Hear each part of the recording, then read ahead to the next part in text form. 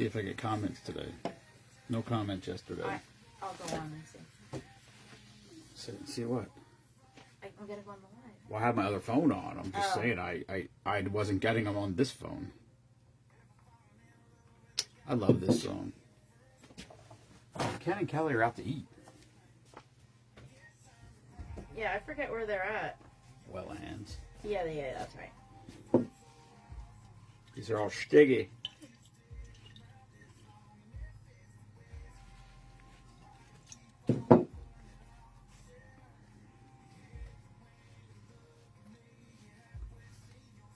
Ethan, we're a little late. I'm a little late. Memaws here. We'll see how long it takes me to piss her off until she fucking runs away. Mm-hmm. Anybody want to make guesses?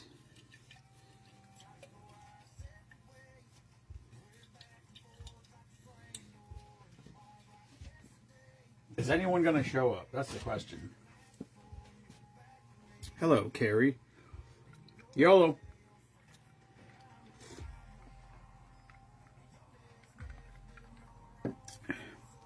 Got a couple new members today. He didn't make a new member post, and now we lost members off the thing. We didn't lose members. We lost. Why doesn't he doesn't make those at all anymore? Well, I don't know. I should probably just go do it myself. Wait, there goes Monster. Maybe. No, he can't. I could do it. Oh, there's Michelle Barrow. Back in the friendly confines of the lower Maryland area. I got to meet today, so that was awesome. That was so cool. Very surprising, actually, and appreciative, so thank you for that. I don't know why you couldn't hang out for drink of the day, whatever. Rude. She did ask me what the drink of the day was going to be. That's how they started the conversation. And that's what really threw me off. I didn't know. It was bizarrely weird. Nope, no comments again, Memaw.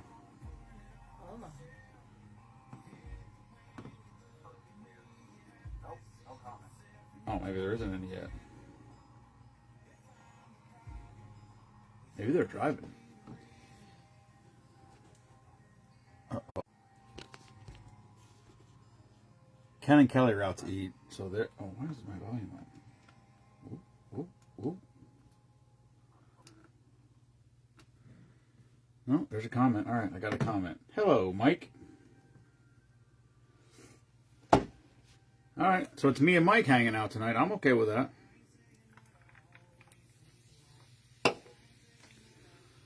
All right, Memaw. Blackberry liqueur. Where do you think that is? There it is.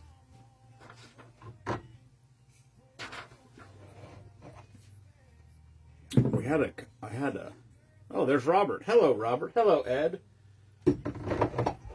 For anybody that didn't see the post, I made a post earlier with a picture. Oh, there's the... Hey, bee guy, I'm going to need honey again. Yo, volume. I know. Jesus. Well, you know how when you go on the Facebook Reels or not Reels, like the feed, you have to put that little mute button on. Bee guy, I had we had an event today. I didn't post on. I mean, I said during the week we were going to go there, and I posted the event. But I sold 14 jars of honey today. So how many can you see how much honey's on the shelf? 3, 4, just rough, like. Now I have to get the freaking hell up. Here we go. Welcome to Life with Memaw. 3, 4, 5, 6. All right, bee guy. So I have like 14 jars of honey left total. That's all I got left. So I need some honey. And actually, somebody was asking me. It's choppy on my end. Oh, it was. I don't even know what kind of honey you have, bee guy, because people were there looking for honey specific, and somebody else said I like the goldenrod. They said they're out of honey at Country Harvest, so do with that information what you want. But somebody said he has elderberry honey. Elderberry's good. I did not. I've never. I don't know if I would like it in honey form, but I do love elderberry. I've never been aware of elderberry honey, so somebody asked about it. Elderberry's super healthy. One fellow came by and said, "Do you have orange blossom honey?" And I said, "We sure do." And then he picked the jar up and he said, $14. I'm not paying that much for it, and put it back down. Isn't it that much in the store? I don't know. I don't buy it in the store. I buy it from the bee guy. I go straight to the... He's my dealer. Oh, there's Kenneth. Ken, are you out to eat or are you back home by now?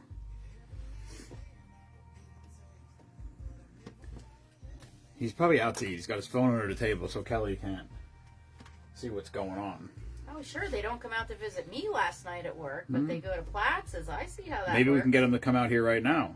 Kelly, you could come right out here right now. I'll remake that Snickers martini for you. How do you make that, Frangelico? No, Snickers coffee creamer. There's Snickers coffee creamer? Yep. I got How a do you say that? Yep. Yepperooski. Yepperooski. That's the newest Jensenism of the day, Yepperooski.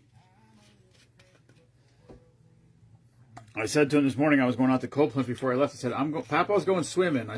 He said, okay. And when was this, like 7 o'clock in the morning, 6:30? Yeah, 6:30. I said, are you going to miss me? He said, yep, Yepperooski. Ken said back home it was a long ride home. Oh, no. They live close. How can that be a Maybe it was sarcasm. I don't know. We tried to invite the what was it like, Kelly? What did that lady? What was that? She had like dream catchers or glass something, whatever. She bought some honey. Hello, Sarah Weeder. She bought some honey and then she wanted. I don't know what. She was very sarcastic. And Kelly said, "Wow, you should join a group. You would fit in perfect." Oh, yeah. Jared says... Ken said he didn't get home till 8 last night. Yeah, Jared says his Friday nights suck, too. He gets home... Well, I guess, apparently Jared gets home late every night because he's a low man on the totem pole. Well, here's the thing, though. If you think about it this way, Ken's home right now. He could come and visit us. I know. This very second. And have a Snickers martini. Not I that... have to tell you, Ken, Jared told me that you make him laugh because he said every time, like, you get out of the truck or you get up, he said you make a lot of noise. He said you fuck with him a lot, too. Yeah, he did say that. He goes, he pushes my buttons. He knows my buttons. You put him on the chip. Because, like, when he and I get on the phone, Jared calls me pretty much... You want some horseradish cheese? Sure. Sounds like a deal. Oh, I hit you in the boobie. Jared pretty much calls me every Monday and we'll talk for like an hour. And then if something political comes up, he's like, Mom, stop. Don't put me on the chip. Well, of course, I'm going to put him on the chip. And then he goes on the chip. And then he told me that you put him on the chip a lot. Not in a bad way. He laughs about it. But he said, we were talking about something. And he said that all the noises that you make if you're sitting and you go to stand up, he says all the noises you make. Is there any chance I can get you to go to the garage and for what? See if there's apple juice out there? Man, come on. Oh. Robert said he checked out the campground and how close it is to Team Spoonman. They're coming. Cool. Meanwhile, they're coming to... Who is? Michelle and Robert are coming to Spoonapalooza. Oh, I think meant tonight. Mm-mm. What do you need? Colt, you're not... Yeah, see if there's apple juice out there. Sweetheart, listen to me. You cannot have horseradish cheese. I know you like to eat everything that is... Ken said I spend more time on the phone with Jared during the day than I ever spent talking to a woman. Yeah, he said they talk on the phone. I wish I could talk to Ken all day long on the phone. He's funny as fuck. Jared's a good boy. Jared's easy to get on the chip. He is, but and Ken knows how to do it. And also once a week, it's usually on a Thursday. If you would want to check for apple juice for me, that would be fantastic. It's me and Jared and Matt. We'll do a group conversation and we'll just talk. And they'll start talking to each other like I'm not even there, and I'm like, okay, I'm here. How do you do a group talk? You add them to your call. And on a regular phone? Yeah. Well, iPhone. We all have iPhones are gay. But yeah, we if it's there, it's going to be right next to that garbage can on the floor. But yeah, we do a three-way conversation. I love it. You get to talk to both my boys at the same time. That's weird, Memaw. Huh? Nothing. Where do you say? Right to the right? Right on the floor, there's juice there. If there's apple juice, it's going to be round glass bottles. I see grape juice and I see red juice. There's no round glass bottles. Pineapple. Those are plastic. I see pineapple. Yeah, just pineapple, grape, and grapefruit. All right, forget it.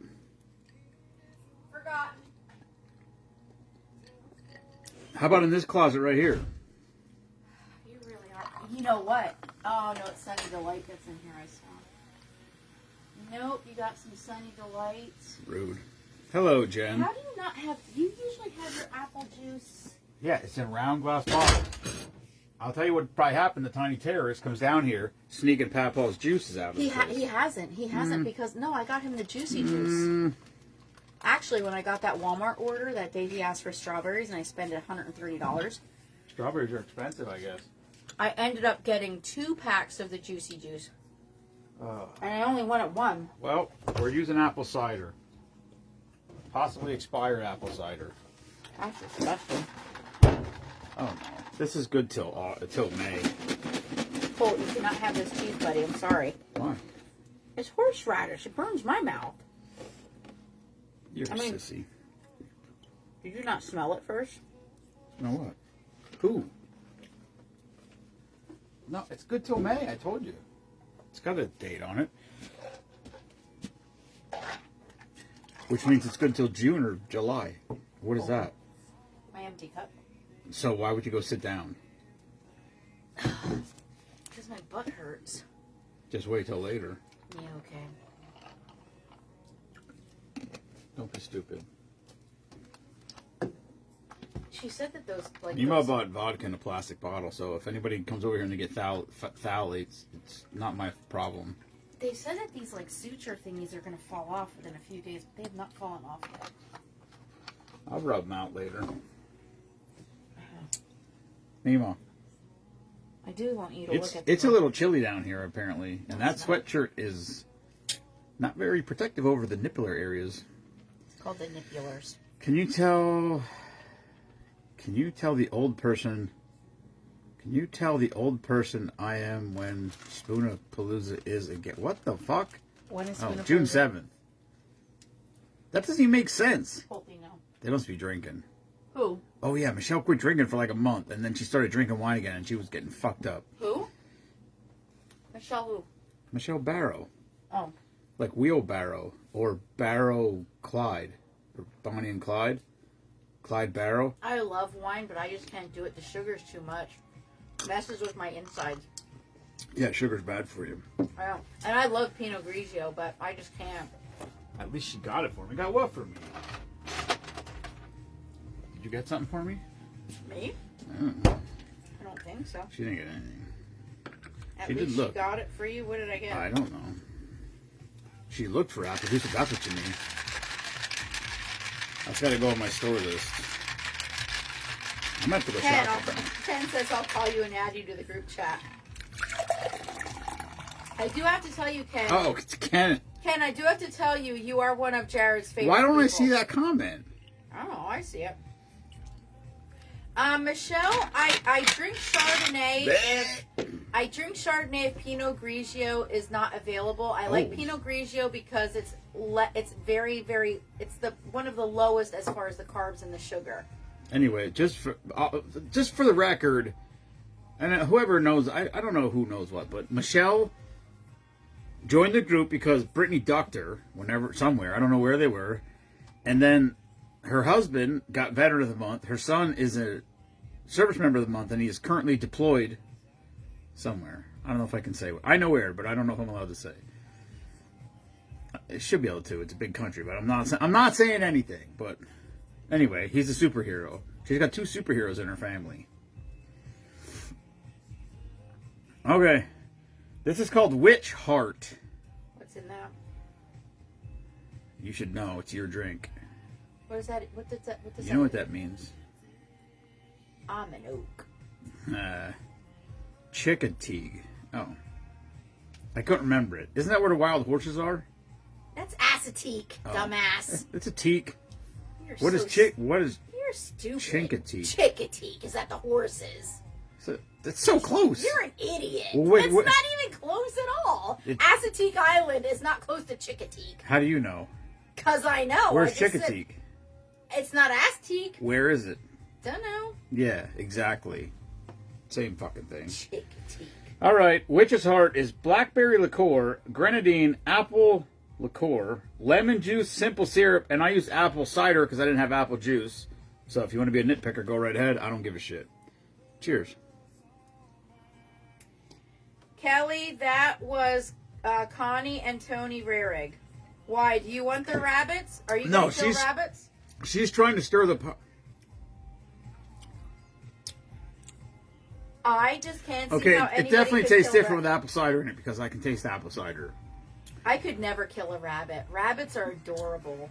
Those big, big little... Yes, it actually is. LOL. It is what? It's the same fucking thing. Maybe. Assateague Island? How is that the same? It's close. It's two totally different names. It's got to be close. It's different names. Alexa, how close is Chickateague to Assateague? I can't fucking hear. 272 feet, it says. Well, they're totally different names. It's fucking close. All I'm saying they're is... They're neighbors. What's up, Diggs? Happy belated birthday, brother. And when I say brother, I mean that in a loving family way. Maryland and Virginia. Two totally different states. First of all, Maryland and Virginia touch each other. Yeah, well, we touch each other too when we sleep, but that doesn't mean we're the same. We do not touch each other when we sleep. I do, because I like to kick you out of the bed. I touch you when I sleep. Yes. You're stupid. I hear rabbits and goats get along well. You might want to add another fence in the yard. I do want goats. I actually do want goats. Here we but go. Jason has to build an actual I'm not structure. fucking getting goats. Why? Because there's more shit to take care of when we go away for someone. Well, that is true. That is true. But they're cute. Yeah. They sure are. John, well, good thing I never go anywhere. Peter used to raise rabbits just for rabbit poop for his garden. You can do anything you want. You you freaking trot all over the globe. I can't do anything. There's two different sizes of Assateague Island. One is drivable from the Ocean City, and the other side drivable from Chickateague. So it's the same fucking island. Different names. Same fucking island. Different names. Okay, I was right. That's fine. You're not right. Or sheep. They also cut the lawn and make good sweaters. You're not right. Or sheep. Can you eat sheep? Why would you want to eat sheep? They're cute. What is sheep meat? When are you going to freaking kill half the freaking roosters we have Maybe up there? tomorrow. I've been after you for 4 Maybe months. Tomorrow. No. You have to come with me, though. No, tomorrow. Tomorrow, you need to get the chicken coop shoveled out, and we need to get that net up. I've been after you for weeks to do that, too. You have to come up there if I'm doing roosters and point them out to me. I'll point them out to you. Jared said a million times. You have to be up there during this process. I'm not going to come up there where you slaughter them. You have to go up there until we catch them. In 9 years, I've never gone up there when you do your business. I point out which ones need to go. I'm going to do some business later. I point out which ones need to go, and then you do it. Listen, as far as I'm concerned, you can take care of Dwight. No, I okay. don't really care. You're so full of shit. He's nasty. There's literally 3 roosters that I care about. Trippy, Waffles, Mango, and possibly Pocket. I don't know who any of them are. You know who Mango is. There's like 3 of them that look like mango as far as I'm concerned. No, there's 2 that Sheep look like also make good companion, depending what country it's legal in. There's something wrong with you, Ken. He's still funny, though. I love how there's comments from 4 different people, and my screen says 2 people are watching. I have 8 people. That's what I'm saying. It's so fucking stupid. I have no idea. Jensen would say that's a bad word. Fucking? Yeah. He better not say don't say fucking, it's a bad word. First of all, when he said don't say freaking, it's a bad word, you should have said you're not allowed to say that. Also, you shouldn't say freaking in front of him. Okay. Sheep yoga. I don't know what that is. I guess that's yoga with sheeps. Sheep. Yes, not sheeps. You don't say sheeps. Sheep. Dumbass. Yeah, sheep. Oh, tough girl now all of a sudden with your vodka in you. No, I just have basic English grammar. She did pick up some vodka for me today. It's not vodka. It's English grammar. I know. She grammar. drank the last 4 bottles, but she did buy me one. Okay. She bought me one to replace it. I'll That go was upstairs awfully if nice. you want me to. Mm-hmm. I want you to. Memaw. pushing buttons. Let's see those boobies. No. I'll push some buttons. Bring them over here. Flicking beans. Go wash that thing a little bit. Excuse me? Mm-hmm. You don't even know. You haven't. What's up, TP? Exactly. That's your fault. Okay.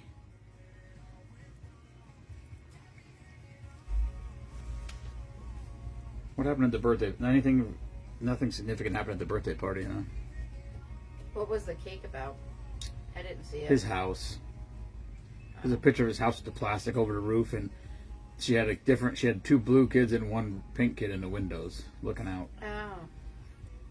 It was all right. Hello, Emily. They made a big deal about it, like it took forever, but it was 2 or 3 weeks to rip the roof off and put a whole second floor on. That's not too bad, considering we only work weekends.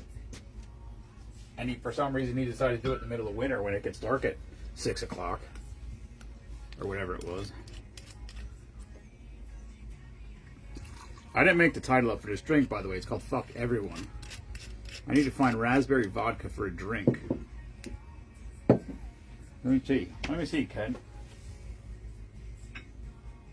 Ken, it seems as though I've been put to work tomorrow, but otherwise we could go on a road tour.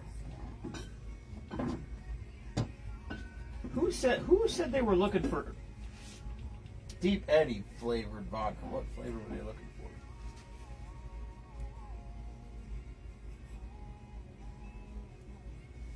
What flavor did he say? Hey! What's up, Freedom Socks? Raspberry vodka. I can't bend over any longer. I'm out of breath. That's what. Did your mom hurt her back running? Is that what happened? She fell. Oh, she fell? No, she fell Did she while get hit running. by a truck? She did not get hit by a truck. Yeah, I got Deep Eddy. I was looking for what flavor, though. I got a cranberry, orange. What is this one? Grapefruit. Oh, peach, you said. I don't see peach.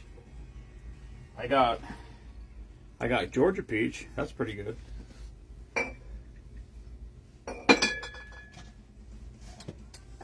Ken, I got berry. I don't have it. I have berry, not raspberry. I don't know what the difference is. There's too much wrong with that already. This is all jacked up. Is that who I was talking to about that? Michelle, was that we were talking about that? I don't know who I was talking to. Meanwhile, you know how many people I talk to at these things? No. It's a lot.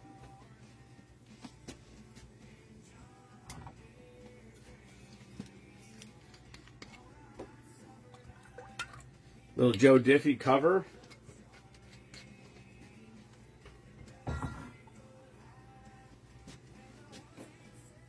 Memaw, you're being awfully quiet.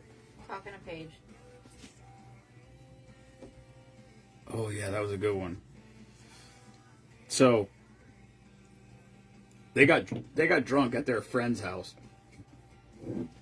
Well, when I say they got drunk, I mean Rob got drunk. What's up, Jeff? Rob got drunk, and his wife and her friend carried him home. And Rob who?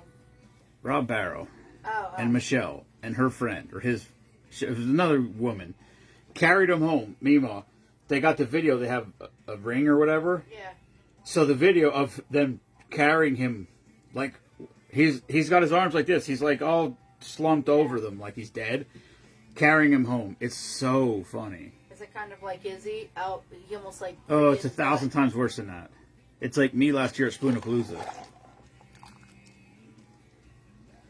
It's so funny though, and it's fantastic that he has to save it on his phone. Oh my god, that video was great.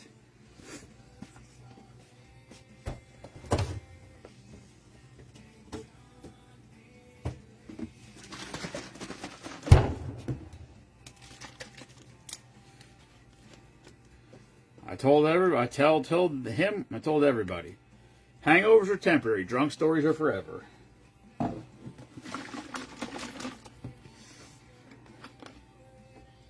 Yeah, is it still raining? It's a decent night, Jeff. Jeff, we had an event down there again. Actually, that's where Jeff. Sorry, I saw Jeff down. That might have been the first one we.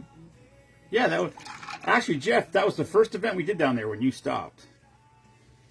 Down at Slatington. This was the 4th time we were down there, and we're going back April 26th. Memaw.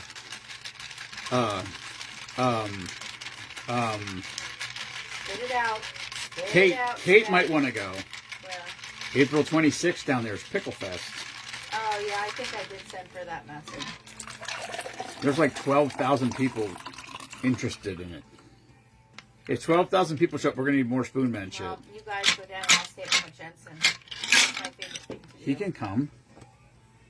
No, like when we were down there for the whole basket thing, he gets rammy after a while. After there's nothing for him to engage in anymore, he's like, okay, let's go. Yeah, well, there's people there. He could talk to people. Jeff, you could just come to my house. We got tons of them here. But we will be there the 26th. April 26th.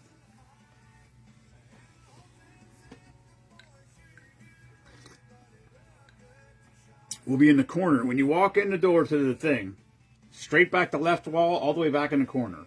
We're in the corner. Oh, yeah, they're going on a cruise to Italy. Who is?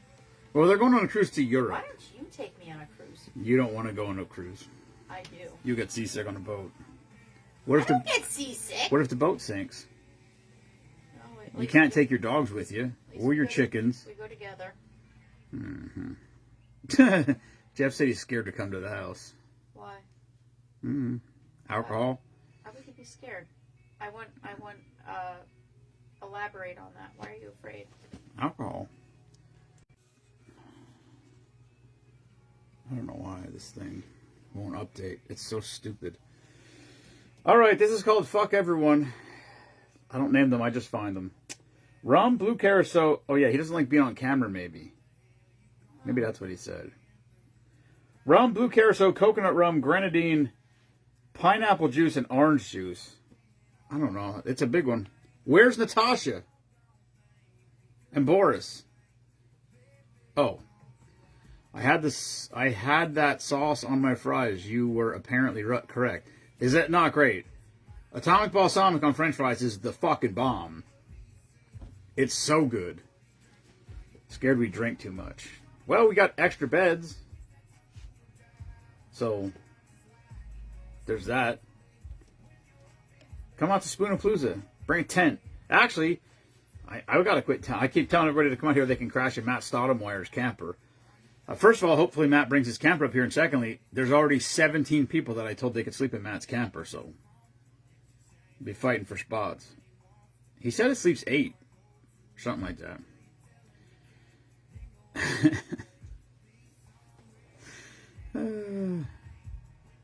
Oh, he had the bone dust on a steak, too. Nice. I like it best on... See, Kelly said hers says 11 people watching. Mine says... I just canceled it and then updated it, and then it says 8. Yeah, it's going to be rough, Mike. It is what it is. If you drink enough, it'll be fine. All right, fuck everyone is rum, blue carousel, coconut rum, grenadine, pineapple juice, and orange juice. Boris Bale, even though they're not here, they'll have to watch this on YouTube, maybe. Hello, John.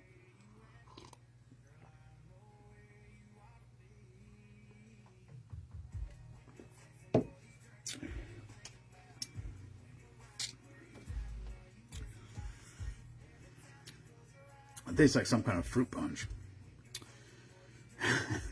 Ken says double digits. Memaws bringing in the crowd. I know. Imagine how many people. Imagine how many people would watch if she got off her fucking phone and paid attention to everybody. I'm talking to Paige. I know. She's talking about work. She's obsessed with work, and it's not even her main job. It's her side hustle. Well, I make as much of my side hustle as I do at my day job. Don't tell people that. You'll get in trouble. Why is that? Because you'll get arrested.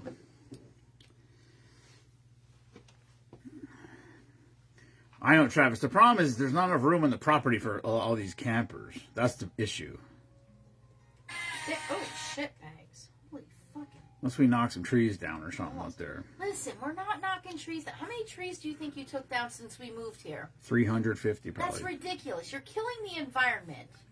And I'll have no part of it. You bought a plastic bottle. That's destroying the environment. Well, you can burn it up in the burn barrel. Glass bottles they recycle. Okay, so burn the plastic in the burn barrel. Oh, that won't ruin the environment. Burning plastic. How is it gonna? Firewood. Listen, the Aquanet that I used back in the 80s, if that didn't freaking burn the ozone, nothing is. Ken said he has jury duty on Monday. I hope they have 20-minute pee breaks. Did I ever tell you back in the day when I had my big hair, my dad used to make me spray my hair outside? No. Ken, did you ever have jury duty? You're rude. You didn't. Okay, well, don't just dismiss it. I was telling you a story. You said, did they ever tell me? And I said no. And I was telling you a story. And you dismissed me. No, you asked me a question. I answered the question. Whatever, just talk. If you have a story, tell the story. But you said, did I ever tell you that my dad made me spray my hairspray outside? And I said no.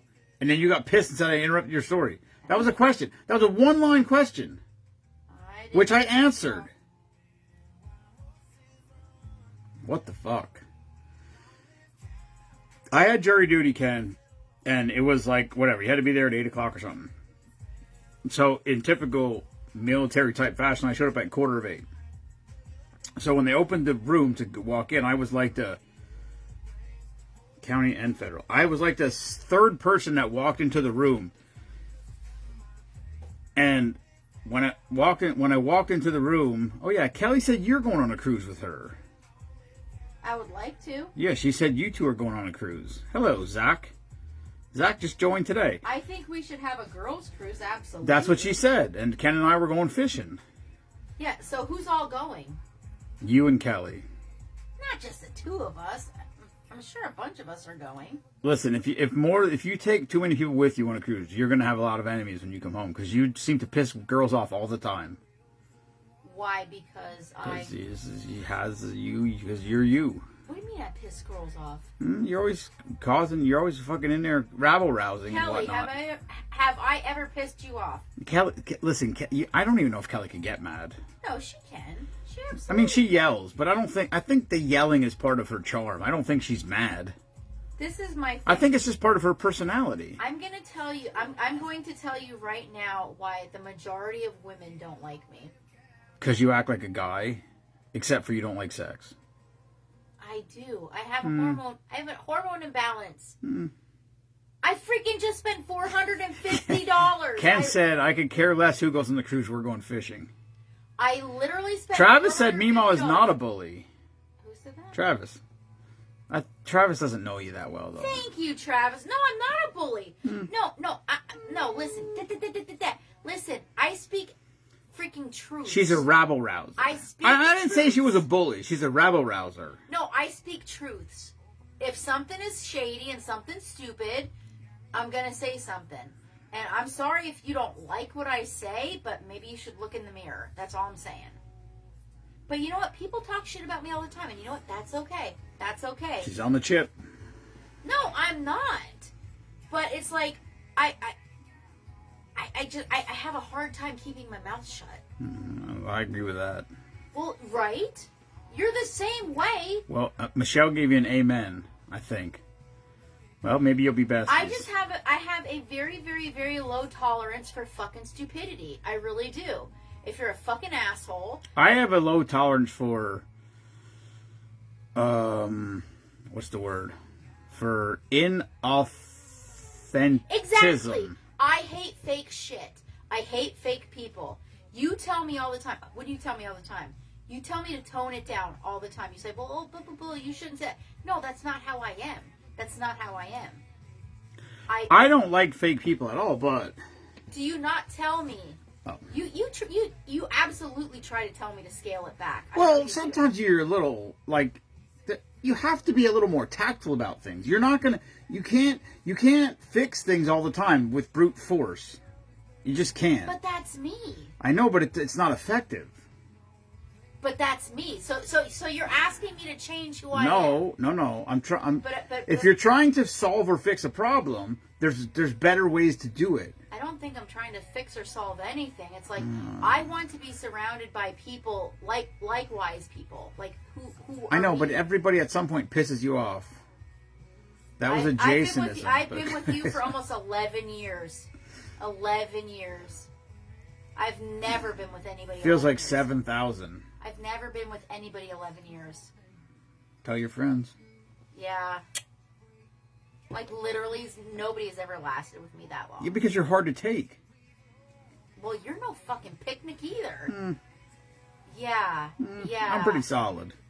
No, you're no picnic. Trust me. You give and you take. Memaw. You're an idiot. Stop putting Memaw on the chip. Right? Right? I'm saying. She's not on a chip.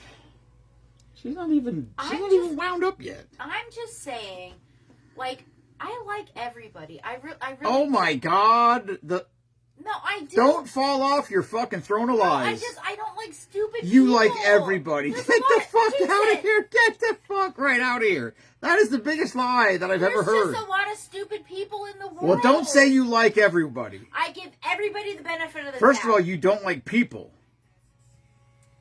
I'm a bartender. I love everybody. Okay. Here we go. Wow. Well, apparently I fake it pretty well because I make good money. Anyway. Hey, there's Francie. Francie was there today, Memaw. Ken, no. I agree with you, Ken. I agree with you. However, Ken brought up a very good point. Being around people that agree with you all the time doesn't help broaden your mind. It doesn't. She doesn't want to be broadened. Okay. She's got a one-track mind. Are you going to go there? No. Are you going to go there? No, you're... I like to be with like-minded people. Right. No, you like to be with people who think everything exactly the same way you think it from A to Z. I'm not going to get put on that chip, and I'm not going to get political.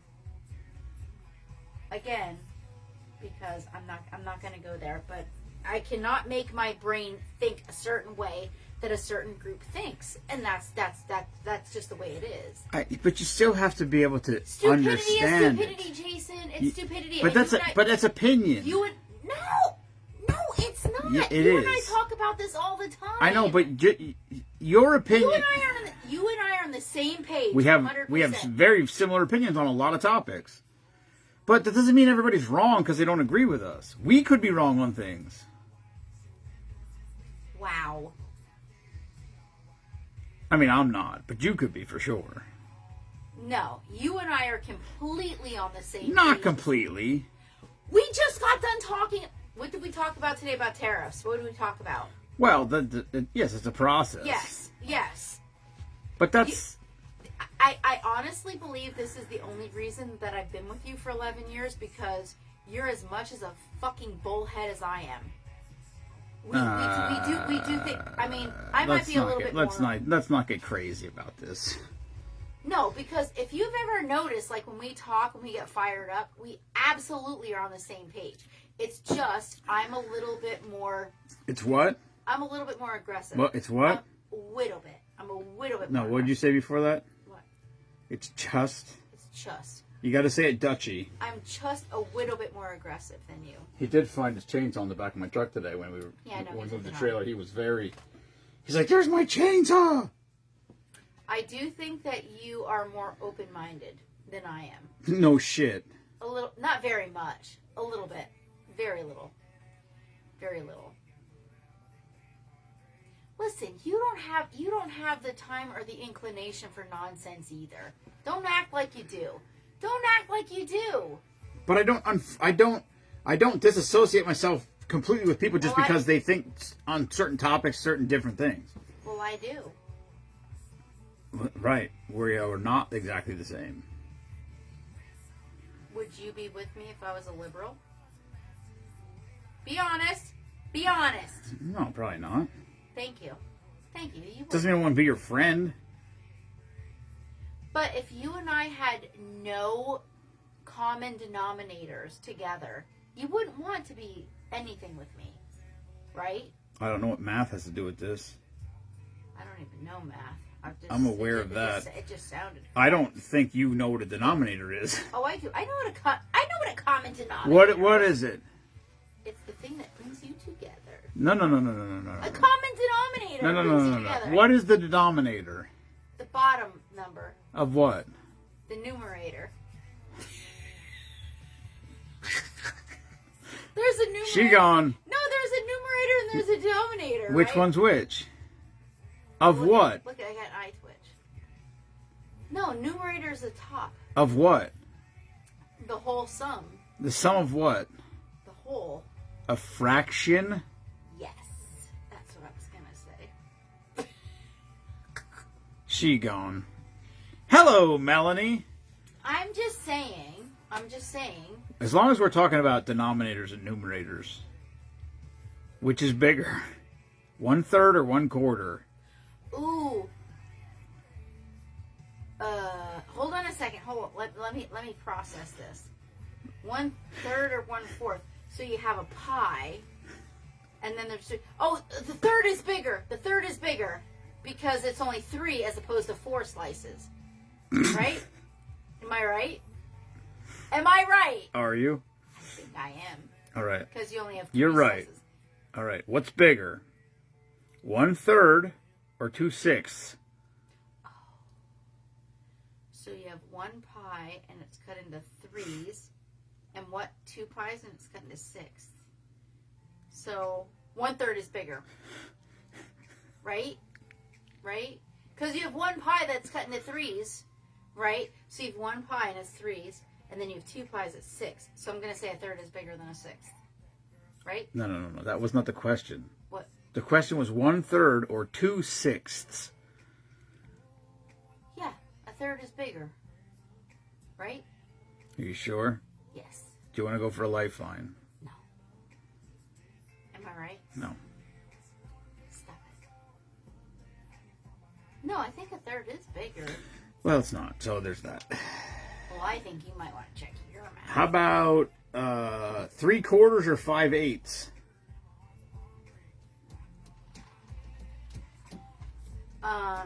3/4. So you have one big pie, and then you have 3/4. Ken said, "Where the fuck does the other pie come from?" No, because you have to look at everything as a pie.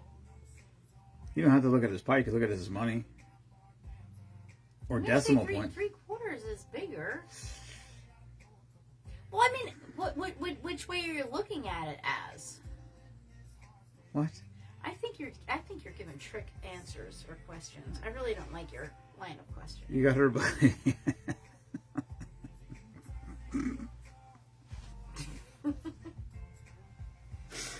Oh, there's your math lesson from Memaw. 1/3 is definitely bigger than 2/6. Huh? I'm just saying. I know what you're saying. That's what's frightening. You're scaring people. There's little kids at home studying 2nd grade math that are scared right now. I don't think you should math shame people because that's what you're doing, actually. You brought it up because you brought up denominators. And Thank you, Ken. Ken says he's not any better. you brought it up because you brought up denominators. And denominators have nothing to do with anything other than fractions.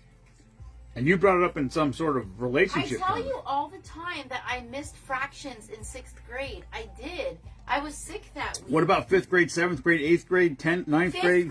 5th grade, I missed Roman numerals. And 6th grade, I missed You don't need Roman fractions. numerals except for Spoonapalooza and Super Bowls. Well, I'm just saying. Which reminds me, I got to reach out to Johnny and get a shirt design going. I don't think you're being very nice. Who? You. What does that mean? You're not nice. Don't be rude. I think Jensen should have stayed over again today. Well, his dad wanted him today. It's kind of rude. If his dad wants a kid so bad, he should have one. I I tell him all the time to have his own. He doesn't listen. If you have 6 cones and you kick 2, how many are left? 4. What happened to the other 2? They got kicked. They're still there. No, they didn't. They got kicked. But they're still there. They're still cones. They didn't disappear. They did. I think that question was directed at Ken.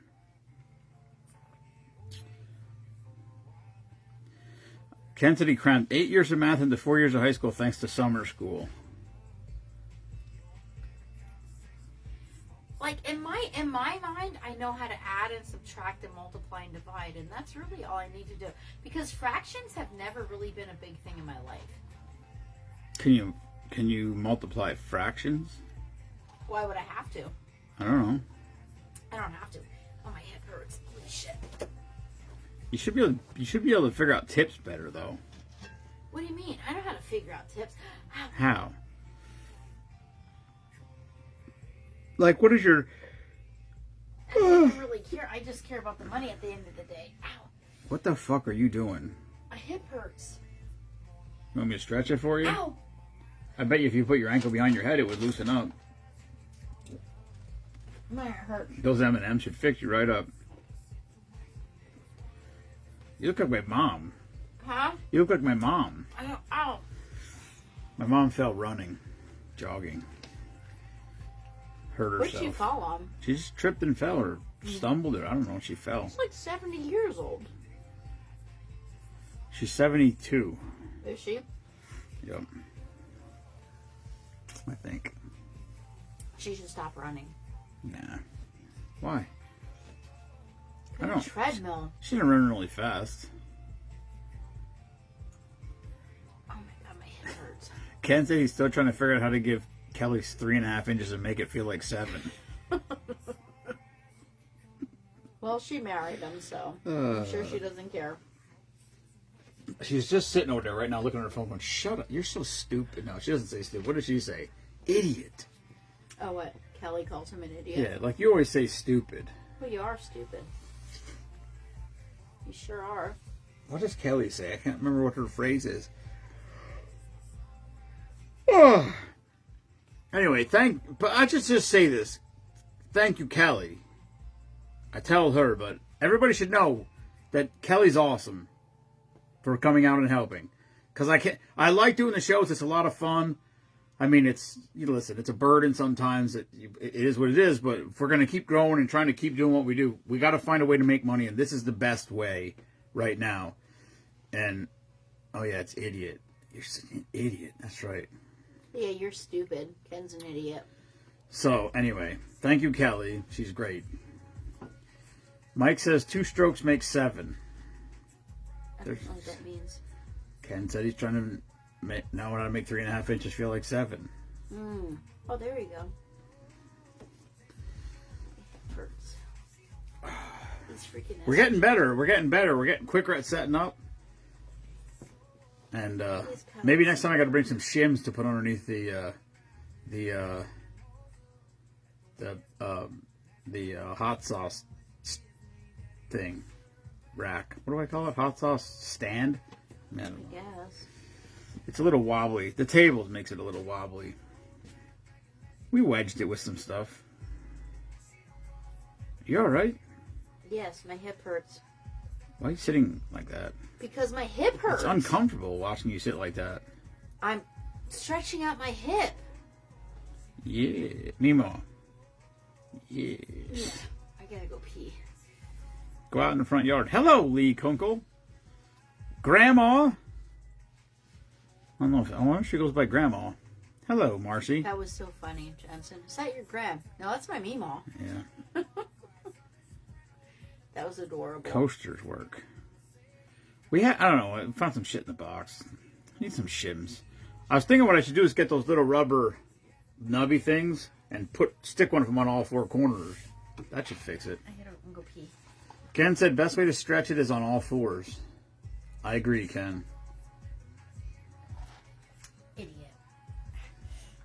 Oh, God.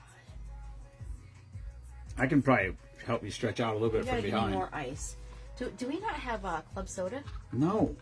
Club soda's gay. Yeah, I really don't. Every time I have a recipe that calls for club soda, I put Sprite in I it. really don't like all of that cranberry. Well, you should stop drinking then. What if I just put vodka and ice? Yeah, okay. Hello, Haley.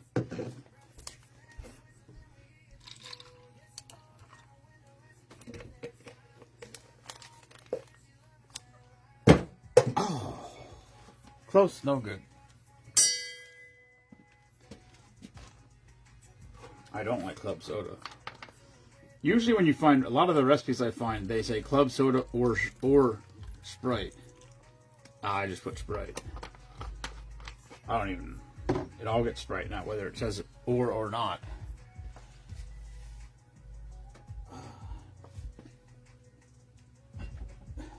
But I was about to tell her it's her lucky day we're out of fucking cranberry, but there is some more.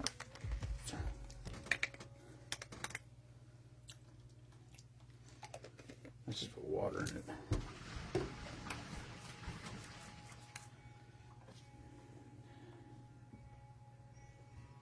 I don't know if I have any pink lemonade. I don't know how many people's watching. My screen says 8. There's probably 2 or 3.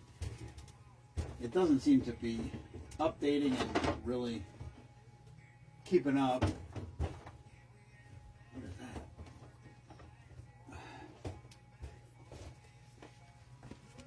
Let's see. Oh, there's one.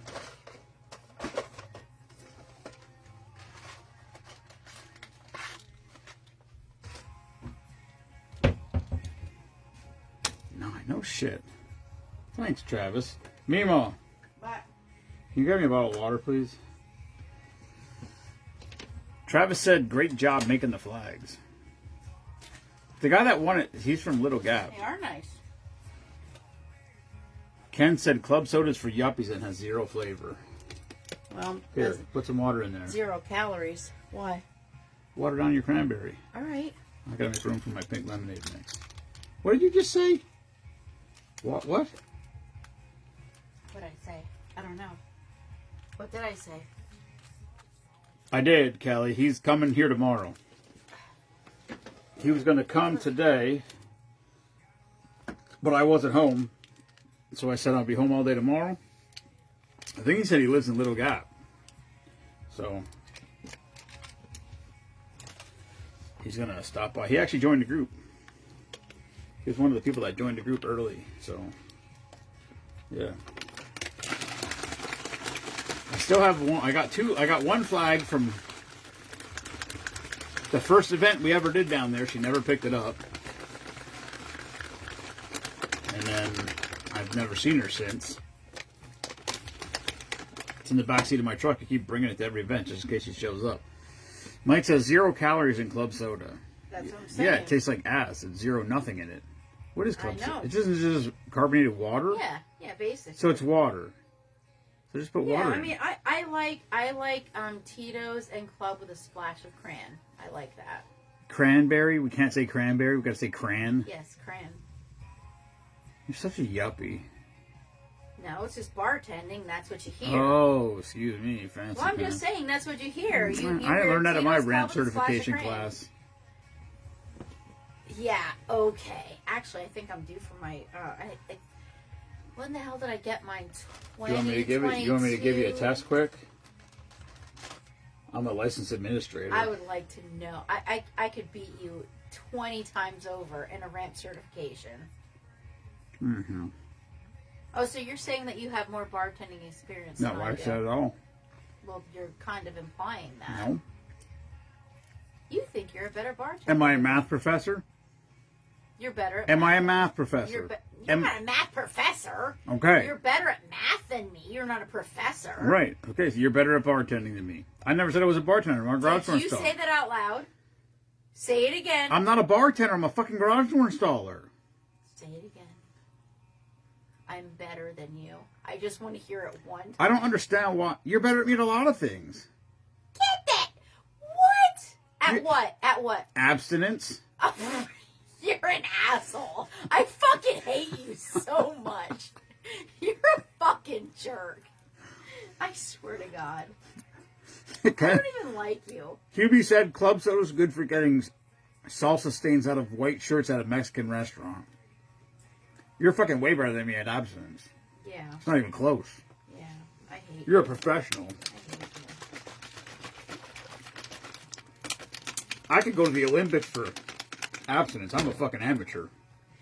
So while you're telling everybody this, that I'm like this ice princess, why don't you tell everybody how much money I spent in the past I don't know. week trying to get my life back together because of menopause? Why don't you do a whole backstory on that? I don't even know. Yeah, you do. Because I told don't you. actually. Yeah, you don't. You don't portray me as some type of monster, and then don't say that I'm not trying to make things. No. See. Yes, you do. Okay. I'm trying to you're make doing things better. you're doing woman math is what you're doing. No, I'm. You trying to asked the make things- question, I answered the question, and now you're trying to twist the answer into your little fucking thing. No, so we're just gonna give a whole overview. No, we're not. So any woman that knows anything about anything, menopause, when you hit 50, everything goes downhill. Your estrogen, your testosterone, your libido, you lose your hair. You said your gain boobs weight. were shrinking. Huh? I never said that. Kate did earlier. You said yours I are said that's the shrinking. first thing you notice when you lose weight.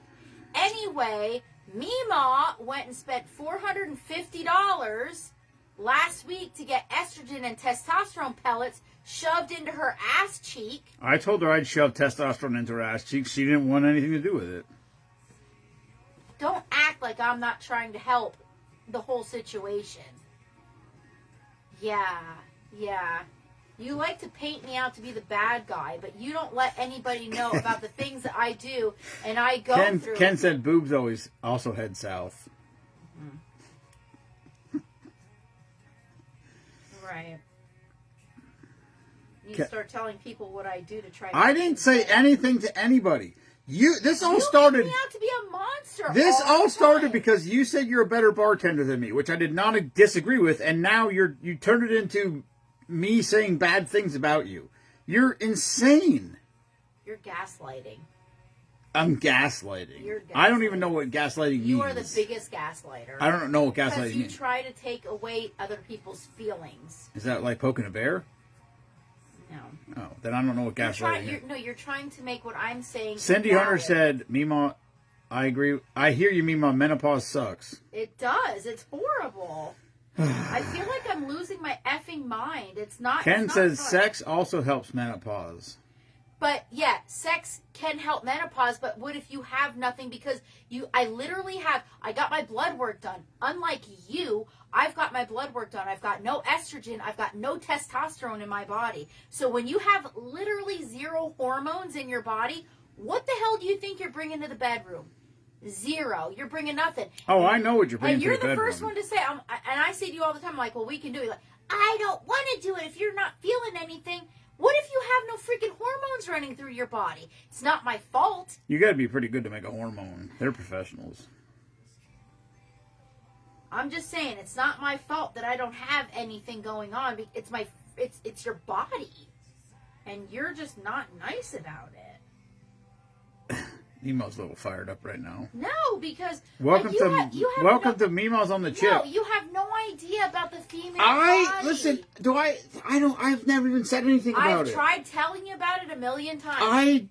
You twist this into me. I twist what? You act like I'm making this is some topic of discussion between us. It is. It is not. It's not. Do you not bitch all the time because I'm not horny? Do I bitch all the time? No, that's not even true. Maybe not so much anymore now, but you did. Well, yeah, but then after like 3-4 years of you blowing me off, then it goes how it goes. 3-4 years. 5. I blamed it on the COVID. Maybe it's your vaccination status. No, maybe. I didn't get vaccinated, jackass. No, there you go. You heard it. You're an anti-vaxxer. I'm an anti-dentite. I don't know if Ken heard that or not, but it's funny if he didn't or did. You're a rabbit anti-dentite.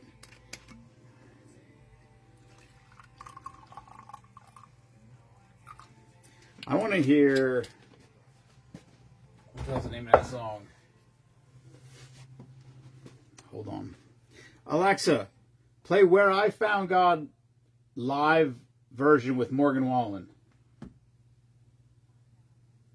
You bitch. Is that live or is it acoustic? Oh, you know what? That stereo has Bluetooth on it. I wonder if it would find my phone. I could play YouTube. No, because there's fucking commercials on that.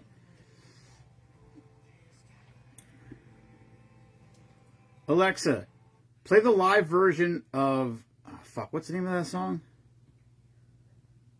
Alexa, play the live version of Where I Find God.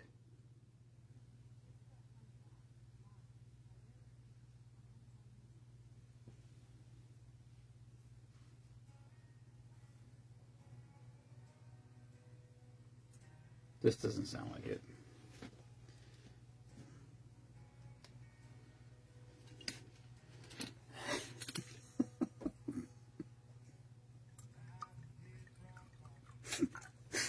Oh.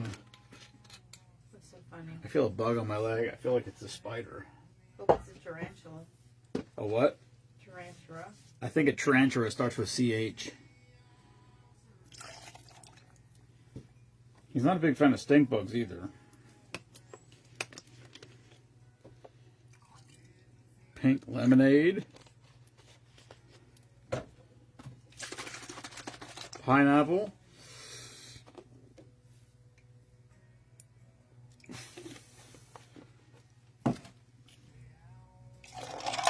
Fish just wouldn't bite. Memaw, we got to do more live from the lake this year. Memaw, you should do live from the lake. Probably not. Why? I don't go to the lake. What if Joey brings bacon? I'm not a big bacon lover. Yo, we heard today that Joey's no longer bad bonesing. Not even catering. Why? Mm. That seems weird. We heard today.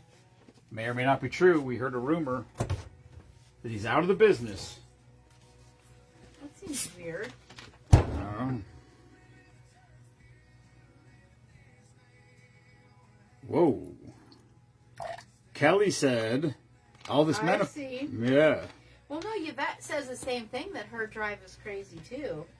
I mean, I don't know. I guess maybe it, like, affects people differently. I think it's the people that love their partner that get the good drive. Oh, okay. And the people that hate their partner. Well, both of my sisters have been with their husbands for well over 20 years. That doesn't mean they're in love. They haven't had sex in over 7 years. All right, time out. Well, it's the truth. That maybe they don't like their partner. They've been with them for over 20 years. So, time has nothing to do with it. Yeah, okay. So you think the longer people are together, the more they're in love? No, I don't think that. I don't think they'd stay with somebody if they're not. What? People do that every day. Not me. I don't.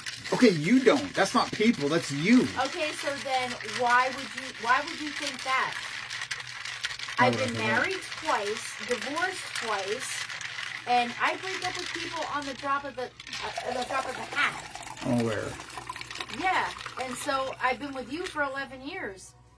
Feels like 17. So guess what? How many of them were good? If I don't want to be with somebody, But how many of them were good? What do you mean? How many of the 11 were good?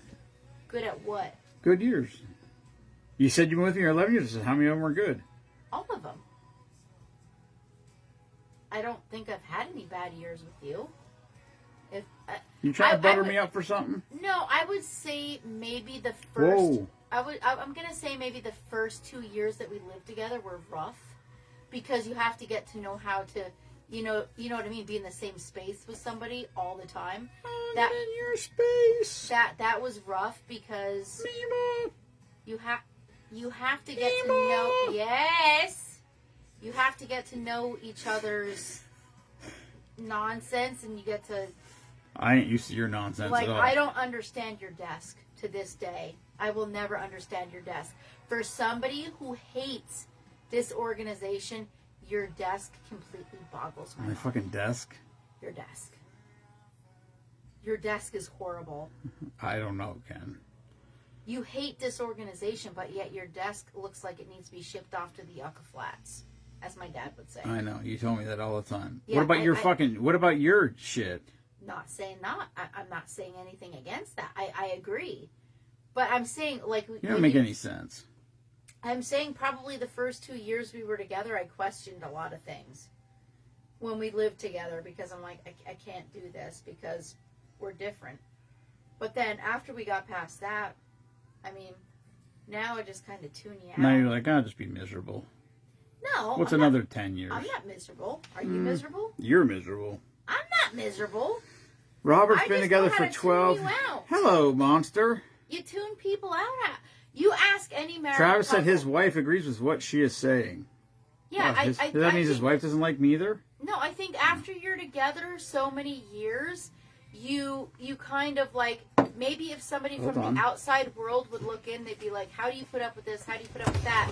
But I think when you're together for so many years, it's just kind of like, you just... Nobody, listen. You just kind of know each other's... Nobody from the outside could possibly know what's going on. Well, correct.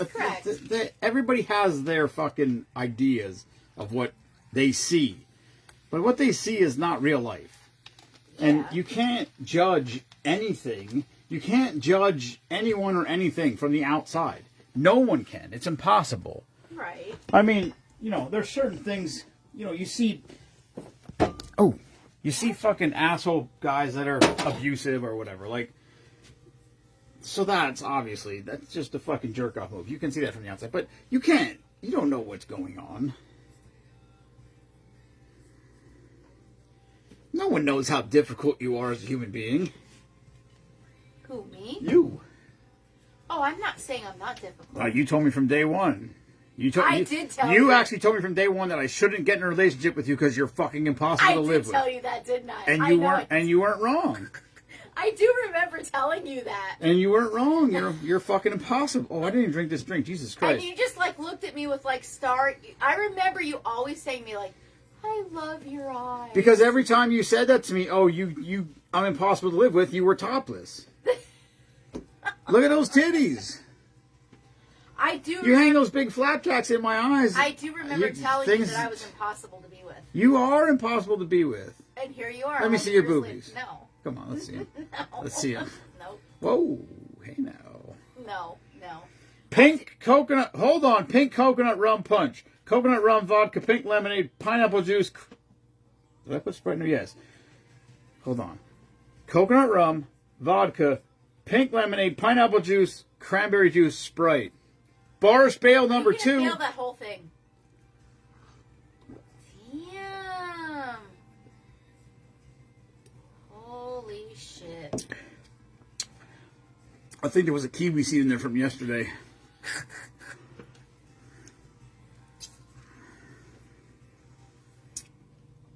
That doesn't have a lot of flavor to it.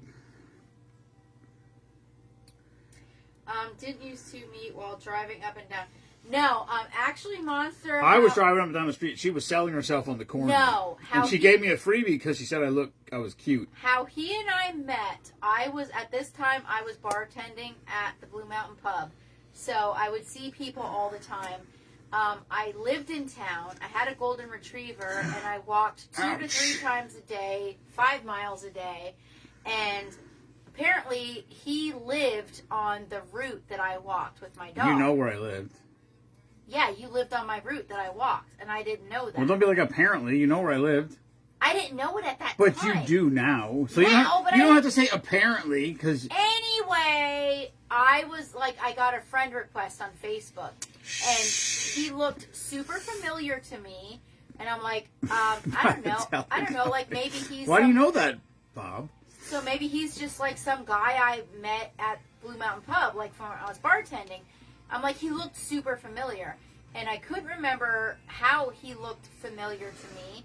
So he would like DM me and I would like message him back and we would like talk back and forth. He would comment on my pictures, my 40th birthday, you're like hubba hubba.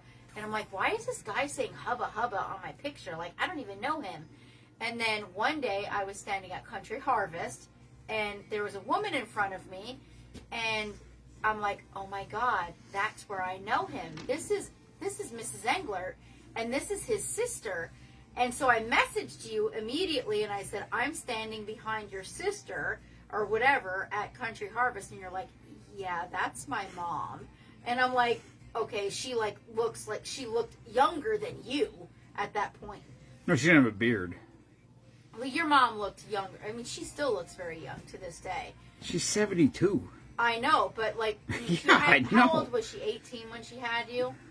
But I couldn't figure out why Jason looked so. Mike said the bear story is much better than this one. Anyway, I couldn't figure out why he looked so familiar to me, and then when I saw his mom standing in line in front of me, I'm like, that's how I know him. Robert has never heard the bear story. Robert Barrow. Anyways, come to find out, once Jason, once Jason and I started talking, once we started like actually conversing back and forth, he said to me, like when I said to him about like what made you friend request me, like I don't even know. He said Boobies. No, you said you're the hot girl that walks the golden retriever every day. Boobies. Ken said, I met Kelly at Joey B's. Met at a bar. What a shock. But yeah, that's how Jason and I met. Here's the problem with the bear story. I don't know if it's her age or her anger. She doesn't really remember the details of the story anymore. Oh, the raccoon up the tree leaving me not. And she cuts out important details of the story. Like she breezes over things that are actually very funny. She's not a great storyteller. I am too. And she's getting too old. I don't think she remembers the details of it. Fuck all the way off. I remember my details. The bear story? No, you don't. Yes. You skip shit all the time when you tell. Every time we try to have you tell it, you skip shit. Okay, I'll tell the story. There's 11 people on. Here we go. Okay. Are you going to stop cutting me off? Can I stop you? Because I tried. Can I stop you when you forget important details? I tried telling people about how we met. Why don't you tell people why you friend requested me? Big tits. Really? That's why you... Is that it? But how did you know my name? Like, how did you even know who I was? Your picture. So what, did you just go on Facebook and stalk pictures? You probably popped up as people I may know. And I'm like, oh yeah, I know her. I see her big tits walking by every day with her dog. Really? Yes. You're a jackass. My tits. That's what made you friend request me. I probably, no. The way you strap them down when you're walking, I probably thought we were a boy. So then why did you friend request me? I don't fucking know. You have to know why. I do not know why. Well, here we are. Here we are. Not a day that thought doesn't go through my mind. What the fuck was I thinking? Are you serious? You're laughing at it. No, are you not happy? Are you telling this story or not? I need to see if you remember. I bet you don't remember the story. I remember the story. All right. You're going to forget shit. Okay. So can I interrupt if you forget shit? You interrupt me all the time anyway. Oh, here we go. So I'm expecting this. I don't know who's here. We should get more people here. We should have people tune into this. No, you know what's going to happen? I will say this. In 30 days, this live will be deleted from Facebook, which means it will be uploaded onto the Team Spoonman YouTube channel, where it will live in infamy.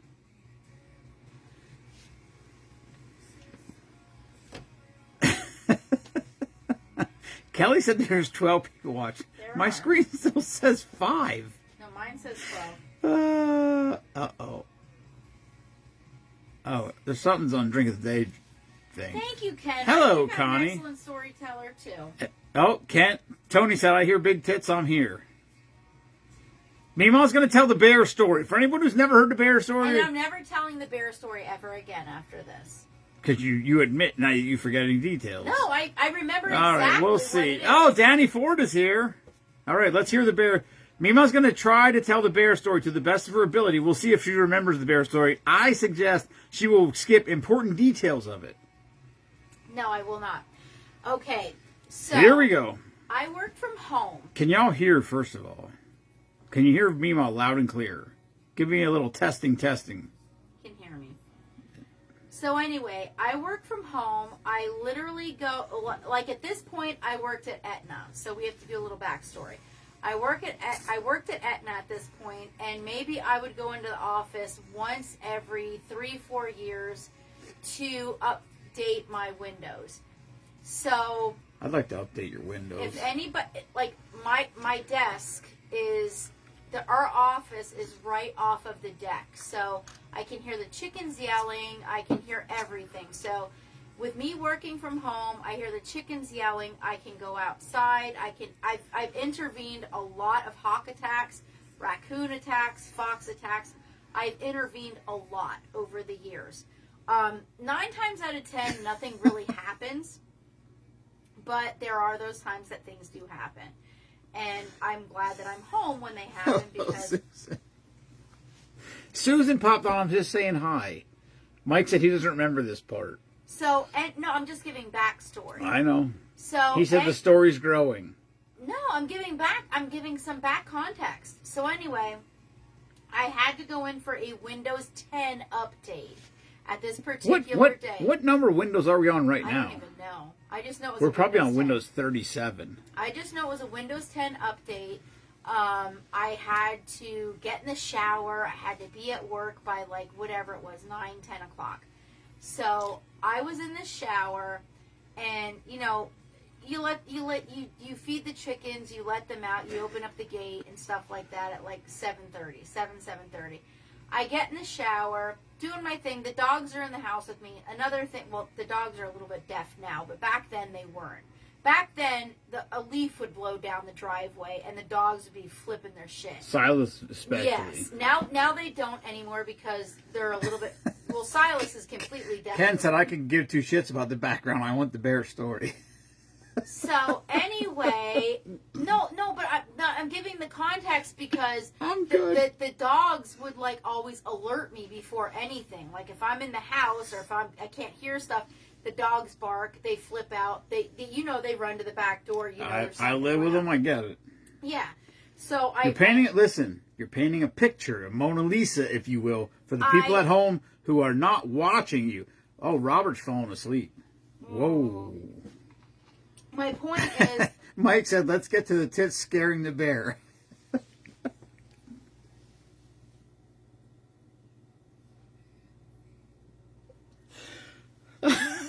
Mike said that, not me. I'm just reading comment. Memaw will not be on camera. Michelle said, why can't we see Memaw? Memaw is a disembodied voice. She's like, what's that dude from Tool Time? The neighbor? Wilson. All right, keep going. Kelly said there's 13 people watching. You're gaining a crowd. So anyway, my point is that I actually I used to rely a lot on my dogs to alert me to things going on because they hear things that I don't. And the chickens make specific noises that she knows in different situations. Yeah, there's specific noises. I know noises that when there's a predator. I know the noises when the predators go away. I know everything. I can hear squirrels in the trees. Like the squirrels make a certain... Where's the squirrels? Squeals. But anyway, so this day... I'm like, okay, I have to go into the office. So I'm in the shower. I'm just getting out of the shower. And I immediately hear Silas freaking out. Silas is more than cold. Silas has always been more than cold. Like, freaking out at the back door. When Silas sees something, he's ready to go kill it. Yeah. And it could be a fucking 300... It could be a 400-pound bear. Yes. Silas doesn't give a fuck. Yeah. And, I mean, now Silas is going to be 13. He's a Spartan. He's going to be 13 in June, so this was probably like 4 years ago. I'm going to say... The bear story's way longer than 4 years ago. Really? The bear story was way longer than 4 years ago. Bear story... Silas was still back in his prime at this time. Like, he was crazy. Do you think if you said to Silas, are you retired, he would say, not me, I'm in my prime. Yes. But... 14 people... Silas has always been a maniac with, there could be a leaf blowing down the driveway, there could be a deer on the pipeline, he will freak the F out over whatever's going on. So Colt is kind of like, meh, he's all right. Silas still will if he can see it. He can't hear shit anymore. Colt always follows Silas's lead. But anyway, I'm getting out of the shower, and again, Silas is at the back door. He's barking, he's hollering, but he does that all the time. So I didn't really think anything of it. A lot of the times he just barks. I'm like, just, you know what I mean? Whatever. I don't even think anything of it. I just open up the back door, let the dog do what he does. Like, chase a squirrel, do whatever he does. So I have a towel wrapped around me, and I hear the dog barking, as I do a million times a day. And I open up the back door. He goes dashing off. You have to remember, I'm half blind. So I don't have my contacts in. I don't have my glasses. Like, nothing. But Susan said she wants to do the illustration for the novel. oh, all right. Yeah, you can do that. I can send some rough drafts. Yes. So then it's going to have to be in fucking Penthouse Forum. Wait till the story so then finishes. anyway, I open up the back door. As I open up the door to where my office is, I have a towel around me. That's it. I have a towel around me. Just paint the picture. Memaw has got a towel around her, and she's about to open the back door. Yes. Memaw. So I open up the door. Silas takes off like a fucking bolt out of hell. Now if you have to, I don't know. Whoever has been to our house knows we have a very, very, very large fenced-in yard, and our chickens are on the other side of the fenced-in yard. And anyway, Silas immediately, when he goes up to the fence, and he throws his head back and he howls, and I'm like, what the hell's he doing? And there is literally a big black bear on the other side of the fence. Like, I don't even That's know. a BBB, as opposed to a BBC. Like, I'm talking like maybe where the burn barrel is. So how many feet from the burn barrel to our fence? Because the bear was at the burn barrel. 10 to 12 feet. Okay, yes. So this bear was on the other side, and when I realized that he was up at the fence and this bear was on the other side, I freaked. And I started screaming. And I'm like, Silas! Silas! Because he wasn't coming back. And I just took off. I went running up the yard. And nobody cared. The bear didn't care. The dog didn't care. And I'm running up and I'm screaming. And I finally I was halfway to the yard, maybe a little bit, 3/4 to the yard. And I'm freaking out. And I realize that I lost my towel. And I'm standing there in the middle of the yard screaming for Silas to come back to me, and I don't have a towel on me. And you probably stepped in dog shit. Probably. And the bear, thankfully, as soon as I came running up the yard, it ran. The bear was clearly not attracted to your boobies. It was not. It was not. But I was shaking like a freaking leaf because Silas is just his paws are up there and he's like, "Arr, arr, arr, arr," and this bear was on the other side. That freaking bear could have popped over at any second and just ripped him apart. Hello, Nicole. And it didn't. It took off thankfully it didn't. But I'm standing there shaking because it's Silas, he has no recall, whatever. And I just stood there in the middle of the yard, soaking wet, my hair soaking wet, a towel around my feet, I don't even know. And yeah, I had no towel on me, and I'm just screaming for Silas, and he would not come back. At some point during your story,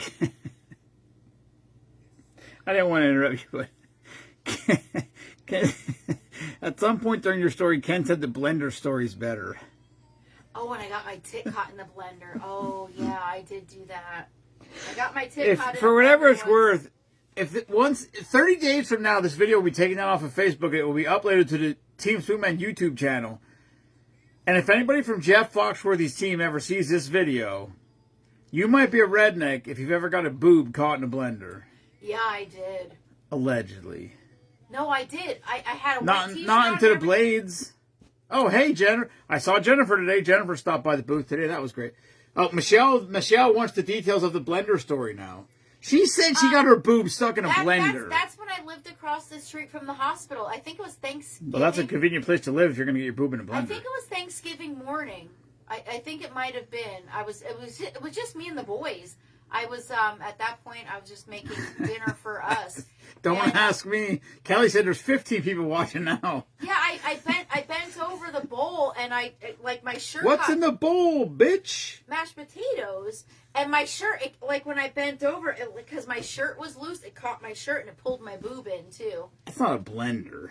That's a mixer. Well, it stopped right away because I have That's a mixer. I have a lot of mass, so it stopped. It didn't do anything. Yeah. I mean, it hurt a little bit. It bruised. Let's but see.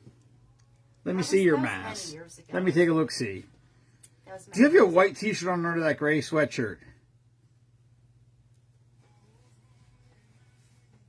Oh, for fuck's sake! ago. I do. All right, we're done with this thing. Uh-huh. That's the wrong kind of meat for Thanksgiving. Yeah. My tits just got. Ken caught. said, "Oh, right, the mixer, not the blender." Yeah, you know what I meant. I don't really remember this story. The hand mixer. The hand mixer? A hand mixer? Yeah, I was like this. I was like there was the potatoes and I was going like this and it caught my shirt and it like ripped my tit right into it. Ow! I'm saying it didn't hurt. Ow! It literally my tit literally got caught in the mixer. Where are you going? I gotta go pee. Well, they're clamoring for the raccoon story. Oh, okay, hold on 1 second. I gotta pee. Oh, we gotta tell the fox story too. The fox story? Yeah. I don't even. Call your friends. She's on her way back. She's in the zone, baby.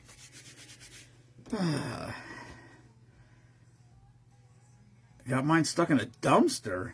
What are you people doing? Jesus Christ! Would make a hell of a KitchenAid commercial.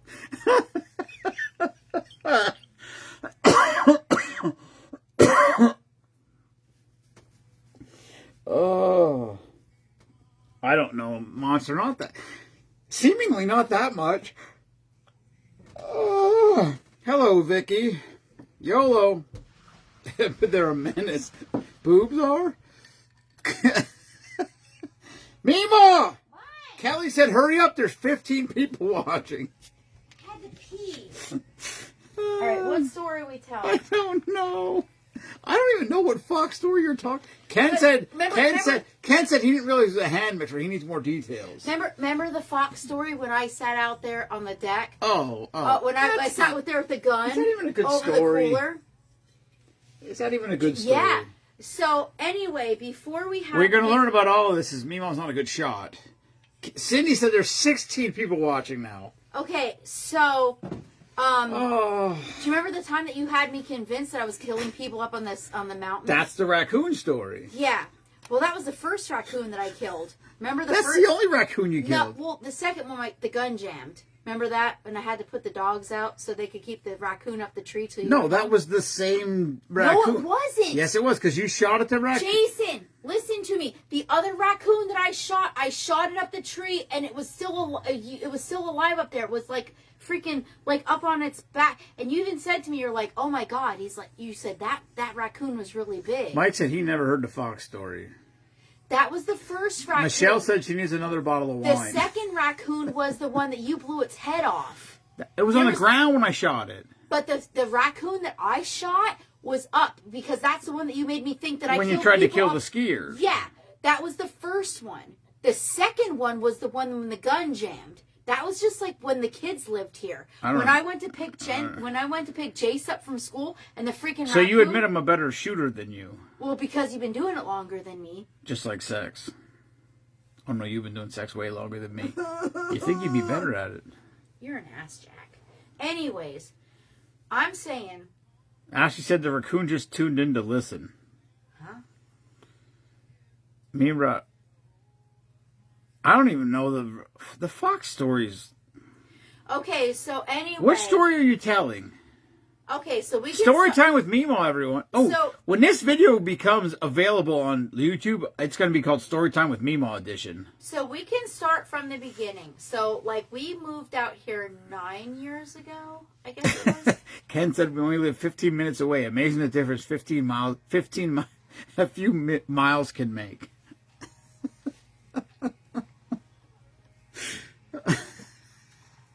We should have snacks.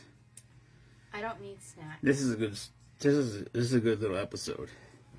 Mike said if you're not naked, it's not the same. I can tell you, I mean, I didn't, I mean, the bear story was a naked one, and that is true. As far as the fox goes, I did chase a fox into the woods twice. She did chase a fox. Barefoot. No shoes on. And I chased it until the woods got very dark, and I'm like, what? Yeah, she was just out of the shower on the bear story. Yeah. The other one, like, I can tell, like, it's hard to explain unless you, like, live it. And I really didn't live it until we got here. But, like, now that we've been here for, like, 9-10 years, like, my ears are, like, literally in tune. And I can, like... Kelly said there's 17 people watching. I can, like, literally be laying in bed and I can have I have our window cracked, like I do. Because I need to be able to hear what the chickens are doing outside. I do. That's like it's my phobia. It's my whatever. I need to hear because I can actually, I know what's going on by She's what a chicken whisperer. I know what's going on by their they have different clucks for different things. And when I tell you that it wakes me out of a dead sleep when I hear noise.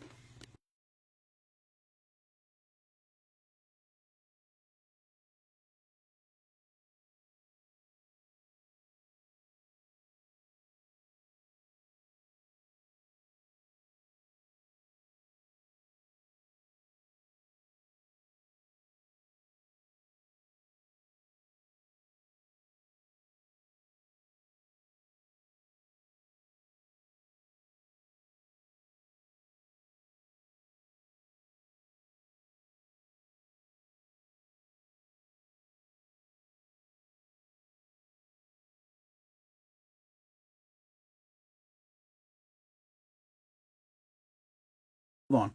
There. Sorry. Holy shit. I hit the mute button. So sorry. For anybody, okay, another story time. Additional story time with me. Was it 2 years ago with our 2-month-old chickens?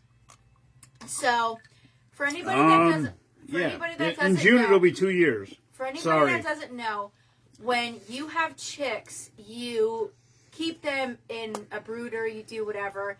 They're fully feathered by 6 to 8 weeks. So you can move them outside. Of course, you still want to have them in a secured area, whatever. So we got 25 chicks, and we moved them up into our maternity area, like what we call them. Maternity area. We put them in the chick corner or whatever. Yeah. They are integrated with our big chicks, but they're segregated by. Right. I'm gonna give a brief The chicken run is 800 square feet. It's 40 by 20. In one corner, it's 10 by 10. That's fenced off. So when we raise chicks, once they become old enough that they're feathered, they can go outside. We put them in the 10 by 10 area, and it's closed off. So the chickens can see each other through the fence, but they can't contact each other. You leave them in there until they start laying eggs. 4.5 months. Yeah, basically when they start laying eggs, they eat the same food. Then we open the gate, let them go. So that's where we were at. We bought 20. We bought 2 dozen, 25 chicks. We moved them up there at 5-6 weeks old. 7, yeah. Something like that, yeah.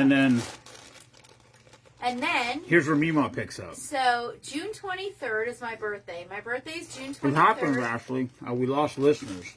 My birthday is June 23rd, and I take care of the chickens every single morning. Jason does the nighttime routine.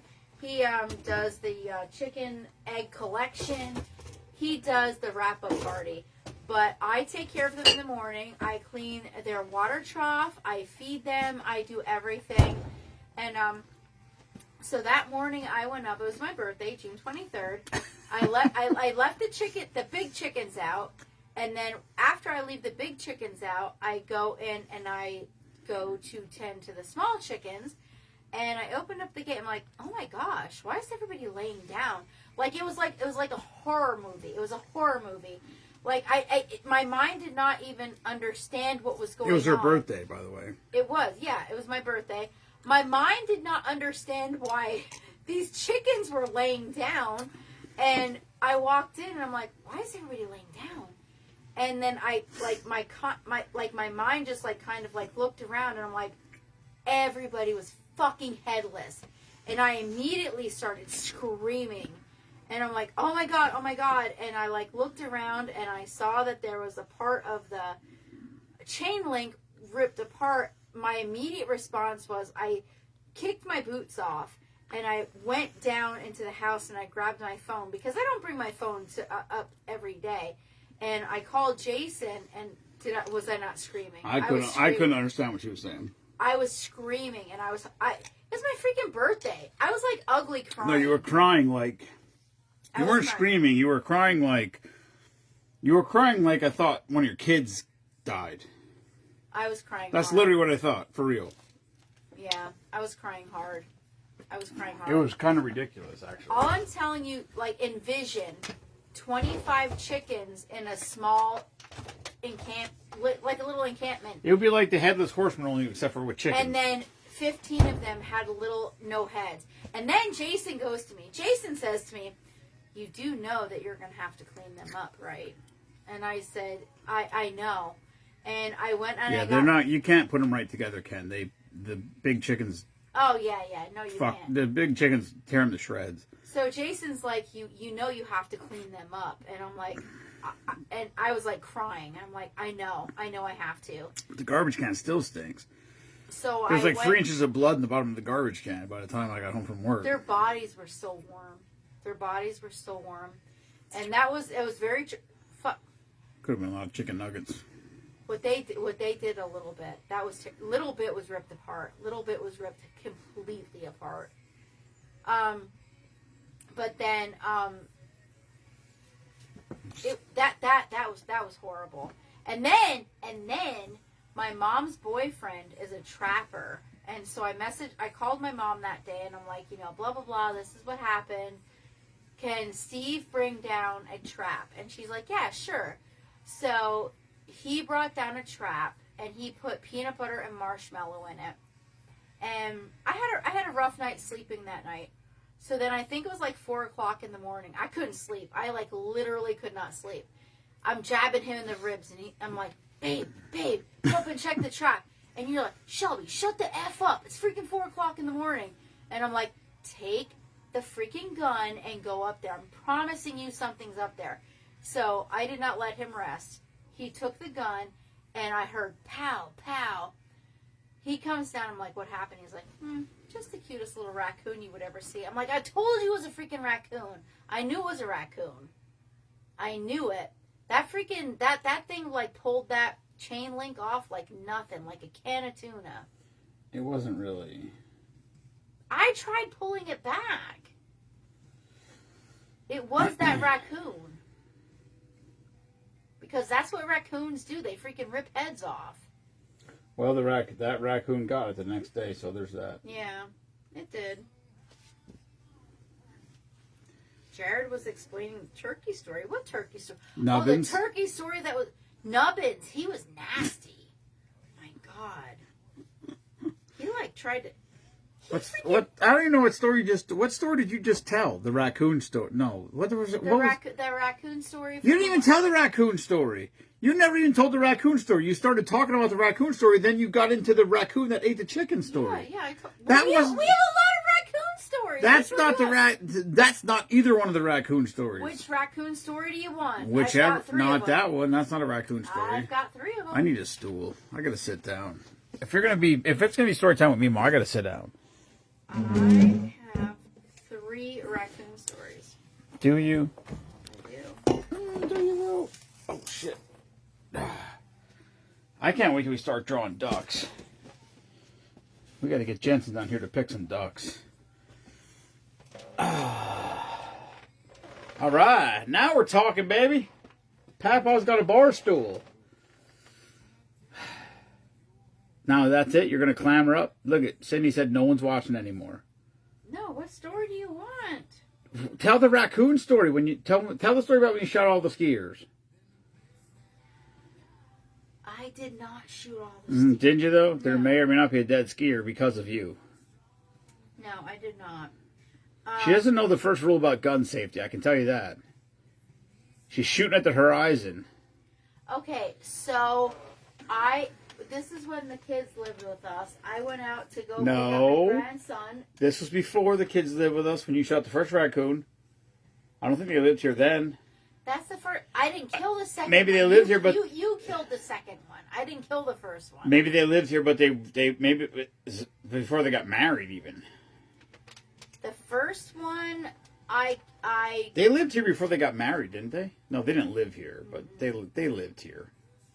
No, the first one, I heard screaming, and I looked out, and I'm like, everybody was running around, and I'm like, there was one little special one that wasn't running specifically, and he was hunched over. Is that like a Weetah chicken? Yeah, and I felt very, very bad, but I got the gun out of the closet because we do have a gun in the closet. The gun's not gay. I think we need to reevaluate. I do think we need to reevaluate because I'm not comfortable with having a gun with grandkids around. But anyway. All you gotta do is teach them gun safety.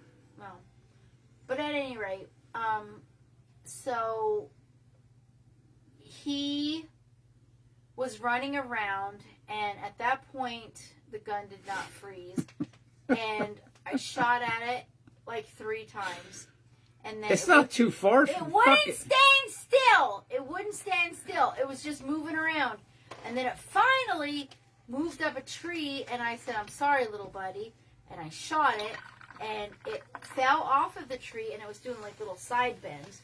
And I was crying, in the yard because I think raccoons are beautiful. I think they're very cute little fellers. And I felt horrible. So I called Jason. And then he came home, and it was already dead at that point. And he went up into the run, and he's like, "Yeah, that was like a really big." No, raccoon. I had to shoot that raccoon. That's the second one. I'm pretty sure I had to shoot the first. Oh no, yeah, it was all wet. No, you didn't. Not the first one. The first one, it was already dead. You told me it was big. The second one was like a year and a half ago. YOLO. I just any other day of the week. I'm walking out my front door to go pick up my grandson at 3 o'clock in the afternoon from school, and there is a raccoon running around in our it was in the driveway. That's right. In our driveway at 3 o'clock in the afternoon. So like Michelle said raccoon yoga. Yeah, so like immediately, why is a raccoon in my driveway at 3 o'clock? Like that's not okay. So I not only have to leave my house at 3 o'clock, I have chickens that are free ranging, and I have to go pick up my grandson. And I'm like, Is that before the fence? Mm-hmm. It was over here. That had to be a long. No, I think we had the fence. The kids were living. We had the fence. We had the fence. Yes, yes. But the kids were living with us. I'm like, I didn't even want to leave the house because I knew it was gonna freaking go over the freaking fence. I knew it was, and it did till I got back. So I'm like, well, I think it went through the pipe. Yeah, I'm like, there's nothing I can do. I have to go pick up my grandson from school. Picked him up from school, came back. We got into the house, and the chickens were freaking running everywhere, and I knew they would be. I'm like, I know immediately what to do. Unleash the dogs. The dogs are going to go. Dogs went out. I opened up the door. They went freaking crazy. They went running up. They couldn't get at it, obviously, because of the fence. Other side of the fence. But it immediately went up the tree. So I'm like, well, I'm okay. I'm just. That's what hunting dogs do. They tree raccoons. Yeah, I'm just gonna. And I even said that. I'm like, I'm just gonna leave the dogs out here the whole time. Call Jason. I'm like, raccoons up the tree. Dogs are outside. Ken said on a separate note, Coke 2-liter bottles go flat very fast. Continue, Memaw. Well, no, and then Kate and I tried because the gun jammed, and then The gun did not jam. It did. Just because you don't know how to do it doesn't mean it jammed. I think I'm a pretty good shot. Okay, well, you killed one animal. Well, you basically killed an animal.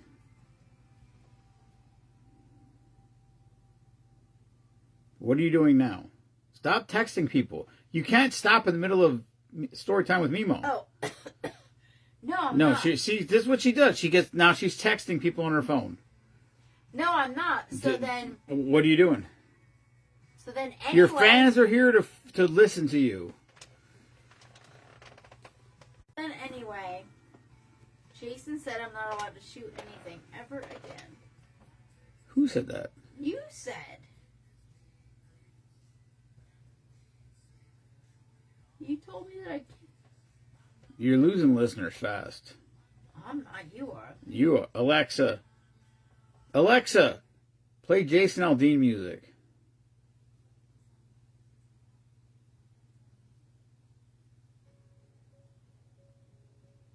You literally stopped talking your story. What are you doing? Get off your fucking phone. Your fans are clamoring for you to finish the story. What? There is no finish to this story. I'm getting the hand mixer ready for when Kelly falls asleep.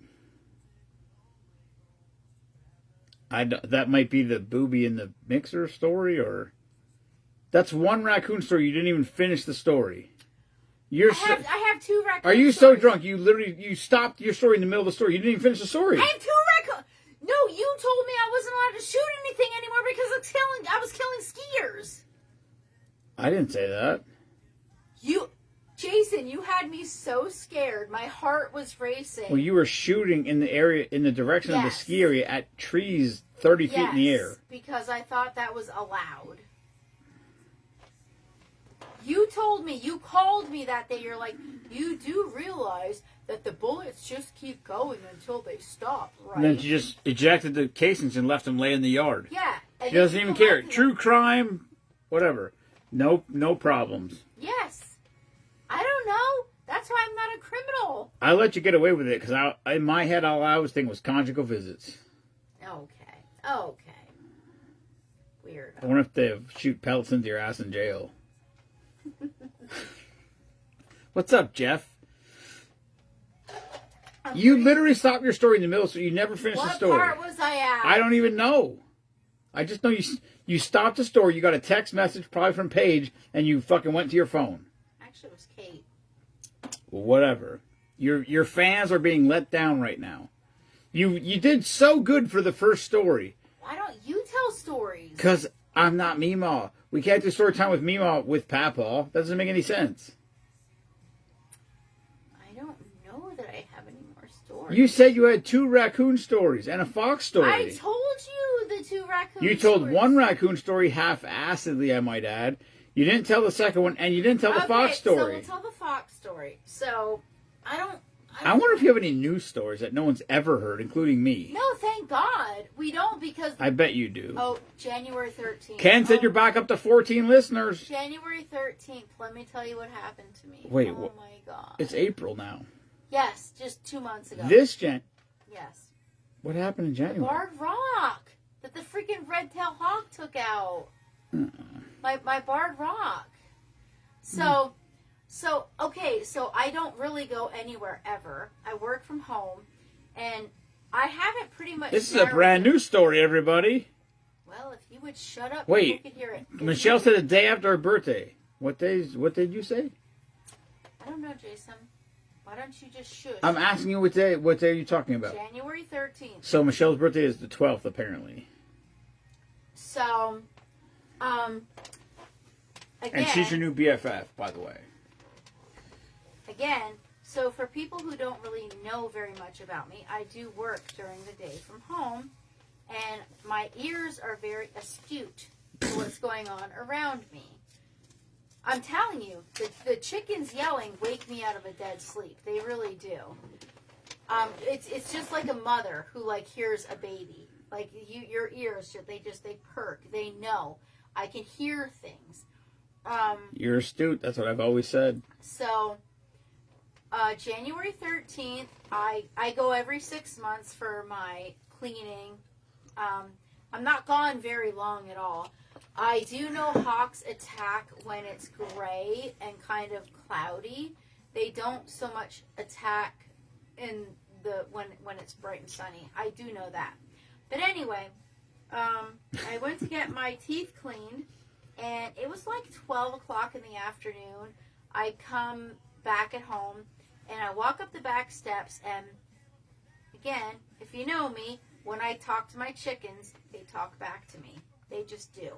So I walked up the back steps. I'm like, hey, babies. And nobody's saying anything. She definitely talks to the ducks. I know that for sure. Yeah. And I walk up the steps. I'm like, hey, babies. And nobody says anything. I'm like, hey, hey, hey. And I'm going like this.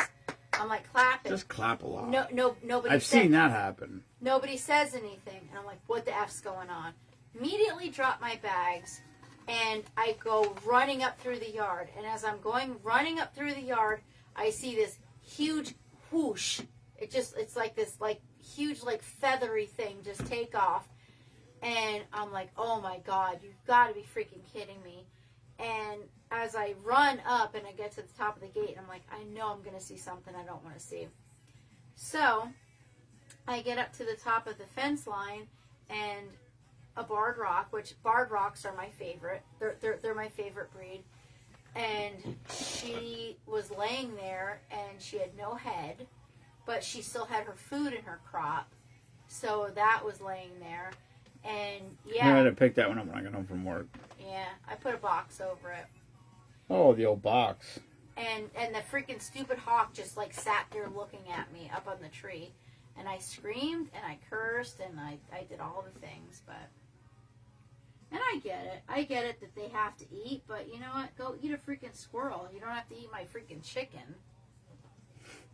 So, yeah. I do not have a love for hawks at all. I know we're not allowed to shoot them. Aren't you? No. Are you sure? No, you're not. I bet you can. That's No, weird. I checked.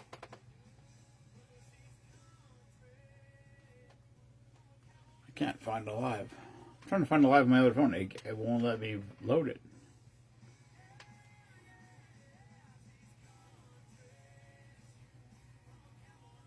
Oh, is it wrong?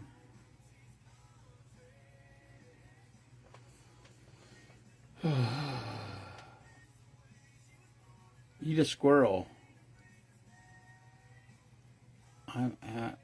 Was with squirrel. What? Jennifer, I don't even understand that. That didn't even seem like... I don't know what that says. Memaw, are you done? I think so. All right, Memaw's done. I don't have any other stories. All right, we're out. The last live I see, every time I try to tune on to the live on my other phone, it shows me the live when that'd be a week ago. I had a beard. That's some weird shit. I'm at war with at war with squirrels right now. Facebook is acting really goofy tonight. Yeah, it's every day. Instacart dead rodents. Huh? I don't know. That's what Michelle said. Instacart dead rodents.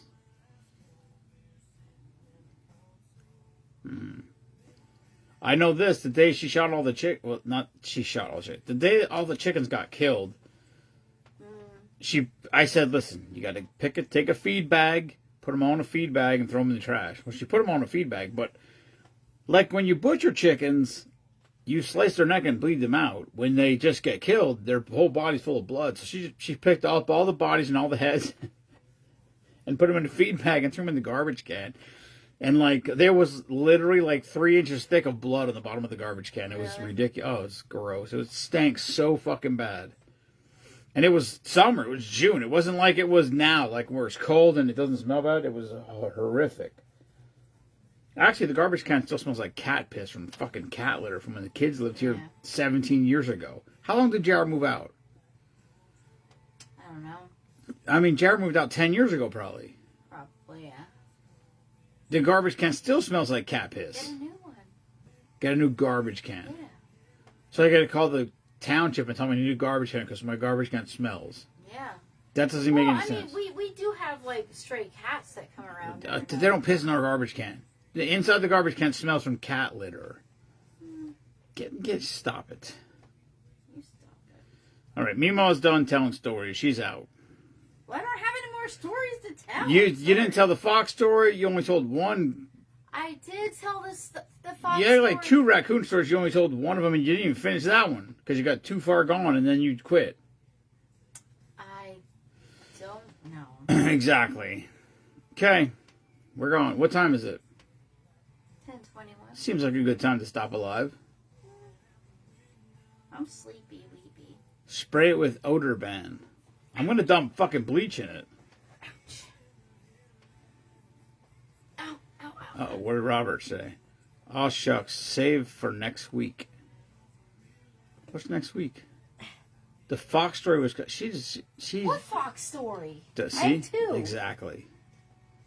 I chased Two? I chased the fox in the woods. Were you naked? No, I told you Boobies when up? Can I see your I was boobies? barefoot. Can I see your boobies? No. Let me see them. No, my testosterone levels aren't up yet. You're fucked up. All right, she gone.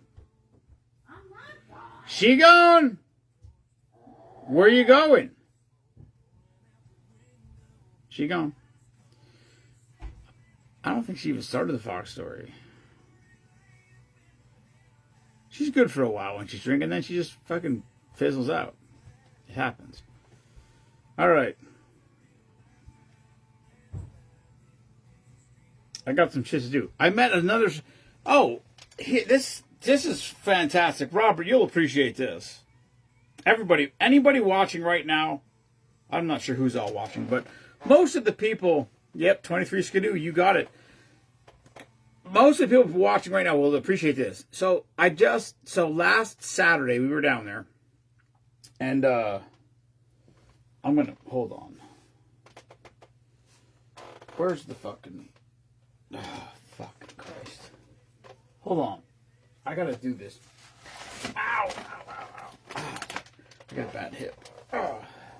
I need a hip replacement, possibly. Hold on. That's not it.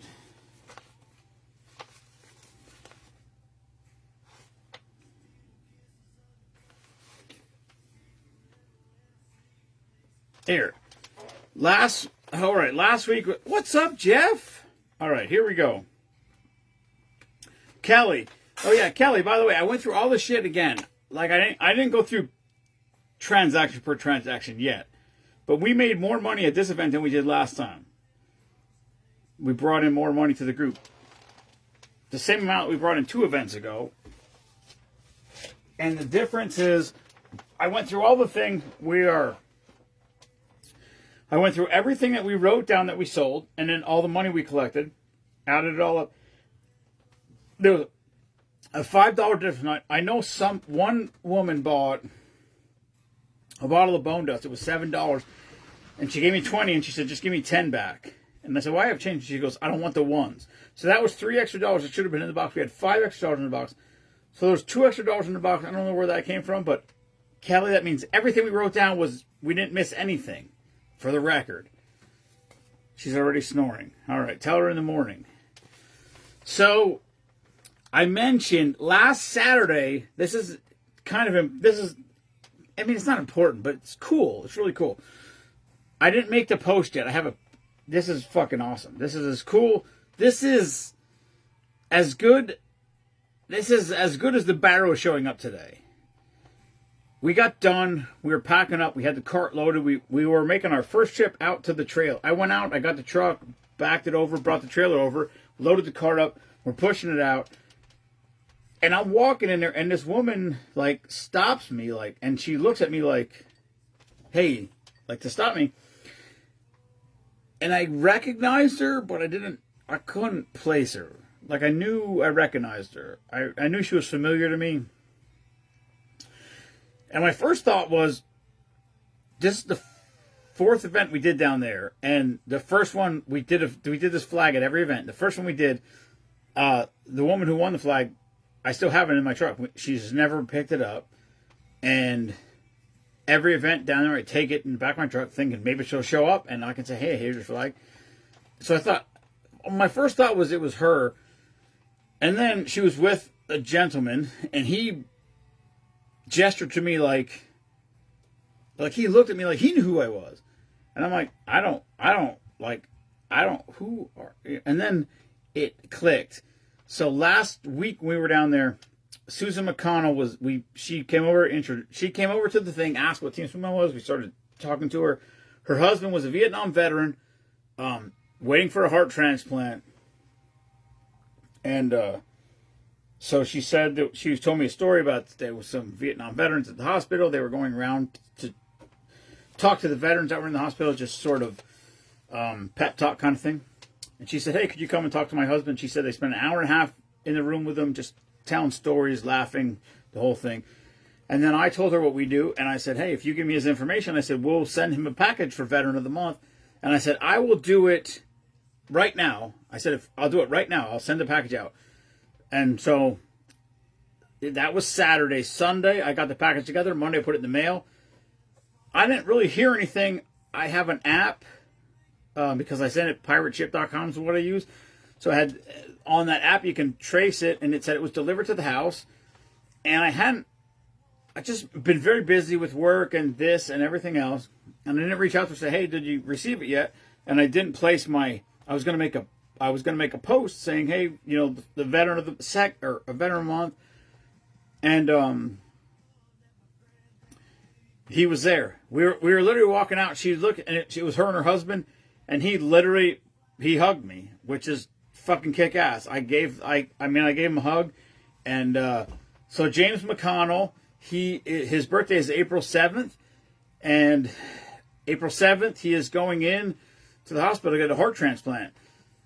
So I want everybody out there that, listen, you believe in God or whatever it is, you know what I mean? Keep them in your thoughts, prayers, you know, positive vibes.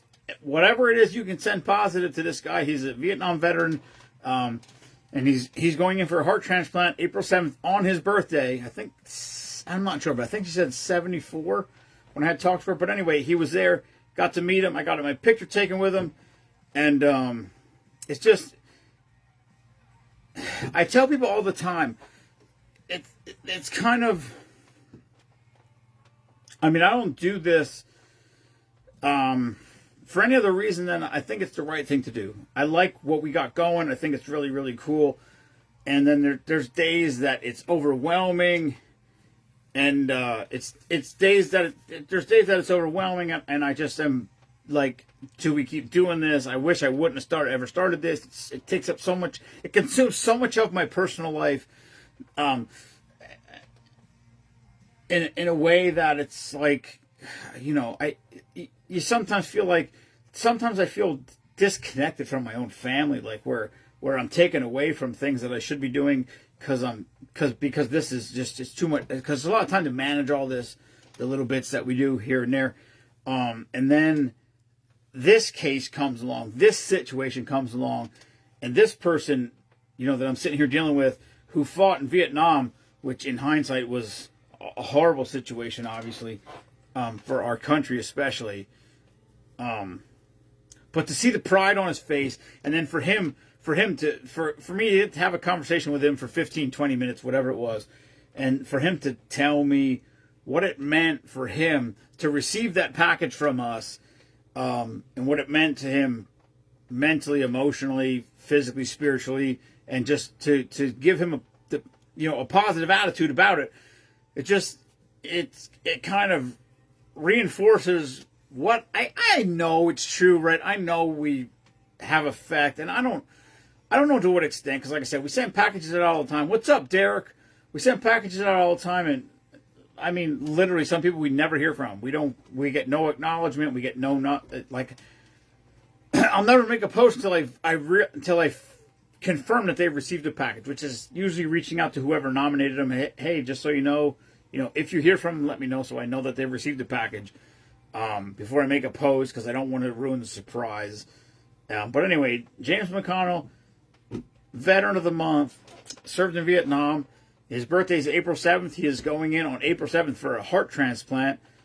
So keep that guy in your thoughts. If you don't believe in God, whatever, that's fine. Keep him in your thoughts. If you believe in prayer, pray for him. And he's one of us, man. Like I said, I met his wife last Saturday at the event down at the Expo Center, and Monday morning I sent the package out. I think he got it Wednesday, and so that's awesome. It's important for me. Oh, here's the thing right here. Tyler Gruber, his brother. I met his brother today. This is a story completely off topic. Tyler Gruber, I met his brother today, and he stopped by the booth. He's like, "What is Team Spoonman?" So I explained it to him, and he said, "Oh, I come from a military family." And I said, "Oh, that's awesome." I said, "What is, who's he?" He goes, "I didn't serve." He goes, "My brother." He goes, "My brother served." And I said, "Oh, why don't you give me his information?" So he wrote his name down. He wrote Tyler down, and I said, and I'm like, it rang a bell in my head, and I'm like, Tyler. I'm like, so I said to him, I said, wait a minute, and he said, "Oh," and I said, "Where does he live?" He goes, "Georgia." I said, "He's a police officer," and he stopped. He did a double take and looked at me. Yeah, right, exactly, Kelly. And I said, "Wait, Amy?" He goes, "Yeah, Amy's my mom." I said, "Yeah." I said, "Your brother was Service Member of the Month or Veteran of the Month," and I didn't know when, but it was December. I said, "A couple months ago." He's like, "Seriously?" And then Kelly said, "Yeah, if you want to nominate somebody else." And he's like, "Okay." So he started writing, and I said, "Wait a minute." I said, "Your stepdad?" And he scratched it all out. He goes, "Sorry for fucking up your notebook." So that was really, really cool. I mean, he's not. I don't know if he joined the group, but he was not a member of the group, so he would have no idea because it's private, so people don't know what we do. But yeah, so it was Travis. So I met Travis today. So Amy, if you're watching or you're listening, or somebody tells you I met Travis today, he's super, very, very personal, very nice, good kid, and yeah. So it's a funny little world how it goes, but yeah. And those were a lot of that stuff. Like I said, it come from these events. We get people nominated at these events because they swing by. Hey, what do you do? What's Team Spoonman? What do you do? And you go through the sort of, I say elevator pitch, although I can't pitch it in 30 seconds because I can't shut the fuck up. I'm a little too long-winded, but we go through all that situation, and it's really cool. It's a good thing. I'm proud of what we do. Like I said, there's days that are frustrating, and I feel like, is it too much? I can't, like I said, I can't express. I'm going to say it here. I told her 1,000 times, Kelly, thank you. I can't express what it means to me because I would do these events. I don't care. And I said to Kelly, I said, if it was summertime and I could leave the trailer loaded, and we were doing it, I said, I'd do an event every weekend. If I don't have something to do, I don't care. If I could leave the trailer loaded, it would be simple. Show up, set up, unload, it's no problem. But unloading the trailer because you don't know, if it goes down to 40 degrees at night, you got to worry about condensation and dew, and then you got to worry about the stuff getting musty in the trailer. It's a pain in the ass. Oh, for sure, Kelly. Yeah. For sure, I know them. Absolutely. But it was just I didn't know him. It was the first time I ever was exposed to him. And then when as soon as he wrote the name down, I'm like, that sounds familiar. And I literally picked my phone up and I searched. And then that's when I realized that's when I made the connection in my head. And yeah, so it's pretty cool. But that's why we do what we do. And so I'm very super appreciative of everybody that supports what we do, whether they know it or not. Like I said, people come by. If people come by and they buy the hot sauce, that we sold 14 jars of honey today. We sold, I don't know, I didn't go through the whole thing. We sold 20 jars of hot sauce, maybe. We sold a bunch of T-shirts and sweatshirts. I shouldn't say a bunch. We sold enough of them that it made a dent. And so, like I said, if we make $200 at an event, hey, if we do 12, 15 events a year, $200 an event, that's $3,000. That's some serious shit. So, I'll take it. And like I said, the biggest thing is we get exposure. We get people who join the group. I know, that's awesome. That's so awesome. I said to Brittany, Brittany's ducked hundreds of Jeeps at this point. And there's not a lot of, I wish I knew how many people joined the group because Brittany ducked them. It's not a lot. It's probably, man, I don't know, but I bet it's less than 10%. But like I said, somebody comes along, like the Barrows, and that's that's why we do it. That's awesome. That's like and like I said, I try to explain to people, it's not about showing up at an event and buying a sweatshirt or buying a tee. I don't care if you show up at the event and we talk a little bit. We have a little bit of an interaction. You join the group. I don't care if you fucking spend one penny. You join the group. You like what the group does, so you invite 1 or 2 of your friends, or 10 of your friends, or 20 or 100 of your friends. You know, we have members that come in all the time, and then every once in a while we get a member that comes in and they love what we do, and they invite 100 of their friends, and those are my favorite kind of members, because they might invite 100 people, and out of that 100, 15 join. Okay, maybe only 15 join the group, but maybe out of that 15, one of them has a veteran in their life, or they are a veteran, or whatever it is, and we can, you know, get them involved, and that's just what it takes. But it takes all of this. It's not just buying product and doing this X, Y, and Z, whatever. You know, we do a couple fundraisers. We did the Super Bowl block pool. We've been doing that for 3 years now. I think the first 2 years we sold 3 sheets. This year we sold 5 sheets. We got the duck race coming up in July or June. June 7th will be Spoonapalooza. So probably beginning of May we'll start selling ducks. We didn't even start selling ducks yet. We already probably got 25 sold, because people don't care. They send me money, they buy ducks. So it is what it is. I'm okay with that. Anybody that spends $100 on merchandise at any one point, if you spend $100 on merchandise in one time, whether you come here at the house, you show up at an event, whatever, you get a duck. We started doing that, and yeah, so. You know, that's our big things that we do all year long. Other than that, it's just stacking pennies. So,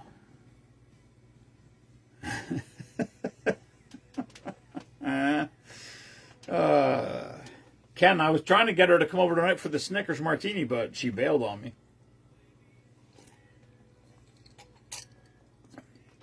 I even told her that Ken said I could take her home with me. Anyhow, like I said, everybody out there watching, never apologize for being patriotic. Toby Keith said it. That's why it's on this shirt. You think about the first, or the 3 main shirts that we have. We got the Spoonman Saloon. Home Steelers Nation was the first shirt we ever made. On the bottom of the shirt, it said, better together like good old boys and beer. That was Luke Combs' song. And then we got the Sports Troop song, which was brought to you courtesy of the Red, White, and Blue. That was the second main shirt we ever did. This is my favorite new design. Team Spoonman, never apologize for being patriotic. Every single day, Toby Keith was on stage. When he walked off stage, the last thing he said before he walked off the stage was, never apologize for being patriotic. Fuck him. Toby Keith's the fucking man. And there may never be another motherfucker like that. That's all I know. So, but today was a good day. It's always a good day. I love to do what we do. It's stressful and aggravating at times, but like I said, I get to meet people. The barrels show up. Thank you all. It was awesome to meet you. I can't wait. They're coming to Spoonapalooza. They're going to stay at, hopefully, I mean, that's the plan. The plan is they're going to stay at Don Lane Campgrounds. They're showing up for Spoonapalooza. That's fucking kick-ass. I love it. And for anybody who's never been at Spoonapalooza, it's bands all day. We have, we're going to have some, we're going to probably get a barrel of Miller Lite. And so many people bring their own coolers. The first year I bought all kinds of beer, and it didn't get drank because everybody brings their own shit. So we do some, we make some food. People bring side dishes, and it's a fun day. It's a day of getting to bullshit, match names with faces. We're gonna have merchandise for sale in the garage, and it's appreciation for everybody at the sports we do all year long. I throw the party, I pay for it. There's no tickets, there's no sales. You want to show up, show up. If you want to spend money, we all right, Michelle. We'll I don't do dry wine though. I've been known to do some wine bales. Not good. I can't drink wine, Michelle. I need to. I can't. Last year was a bad year. Was bad for me. I can't replicate that. I gotta behave a little bit. We will be doing. I don't know what drink number we'll be to by then, but the long-term forecast. This is Spoonapalooza 4 coming up June 7th. I didn't look at the calendar. I don't know what the date will be for Spoonapalooza 5 next year. But the long-term forecast for Spoonapalooza 5 is that you drink number 5,000 at Spoonapalooza 5. That's the plan. So we'll see how that goes. Anyway, that's all I got for tonight. What's tomorrow? Tomorrow I may be cleaning chicken shit out of the chicken coop. I think that's what Memaw's got planned for me to do. Should be fun. It should be a real fucking hoot. What's the weather supposed to be like tomorrow, Ken? I don't know. Anyway, thank you everybody for tuning in. Love y'all, mean it. Memaw 23 skidooed me 20 minutes ago. I'm used to it. That's how it goes around here. So, I think I'm going to get this package boxed up. And then we'll go from there. Chasing bears naked. She's had some fucking... There's some other stories, but... Chicken shit. I gotta... Well, no. What's that? What is that bourbon called? Did you say you like bourbon or no? I can't remember. What's that bourbon? There's a bourbon called Chicken Cock or something. Where is it? I don't know. It's somewhere behind the flag. I like when people come out here because it's so cool to me when people come here for the first time. Because usually, recently, when people show up here, they say that the bar is smaller than what they thought. Because normally when we do and it's backwards because everything's mirrored. That's why like all these signs that look forward right here, they're reversed. See how my shirt is backwards to you? Because all these signs are backwards, but they look forward when you're live. It's a whole thing I figured out. I had a member contact me about helping him put together his smoker. Tell me what them. Oh, that's cool. Maybe it's not cool. I don't know. I don't know who the member is or whatever, but that's nice, Ken. Listen, it's a network, really, is what it is, and it doesn't take listen at the end. This is where I'm at. I'm at a point in my life where I say this all the time. Everybody wants more than they have. That's human nature. That's where everyone is. But my thing is, what is it you need, or what is it like? Where that's to me. It's like I said, everybody wants more than they have. But I don't remember who it was. I'm a huge Rogan fan. I love Rogan's honesty. That's what I like about him. But somebody, and I don't remember who it was, but he said one of his friends is and it's just sort of he goes by this. He said once you have enough money to go out to eat and not look at the prices on the menu, that's all you really need. What else do you fucking need? And so, like I said, there's 10,000 more things in my life that I would love to have. I'd love to have more land. I would love to have all kinds of things, but I don't need any more. So to me now, my sort of satisfaction comes from the ability to give something to somebody else and feel like I've made a positive impact on someone else's life.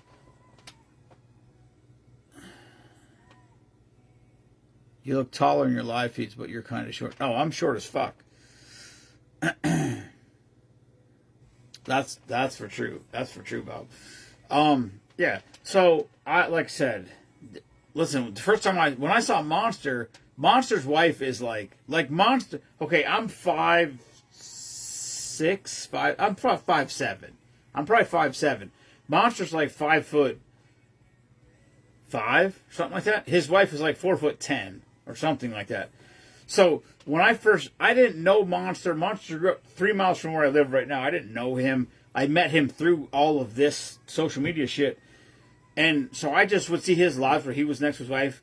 And his wife is literally 4'9" or 10. Like she's in North Carolina, she could get disability. That's how short she is. But I would see the videos with him next to her, and I thought he was 6 feet tall, and he came here to the house, and he's shorter than me, which is crazy. I didn't know there was human beings shorter than me that weren't, whatever. I'm kidding, but Yeah. I think the last time I was actually measured, I was 5'7". So I mean, I probably could have shrank. My back's all fucked up, but I actually don't give a fuck. I don't care. People make fun of me because I'm old, or because I'm short, or because I'm fat, or because whatever. I don't care. I could give two fucks. First of all, for me to care about your insults, I'd have to care about your opinion. So there's that, and it doesn't bother me. I'm fine with who I am as a human being. Could I be better? I'm sure I could. I'm sure I could do 1,000 things better than I do.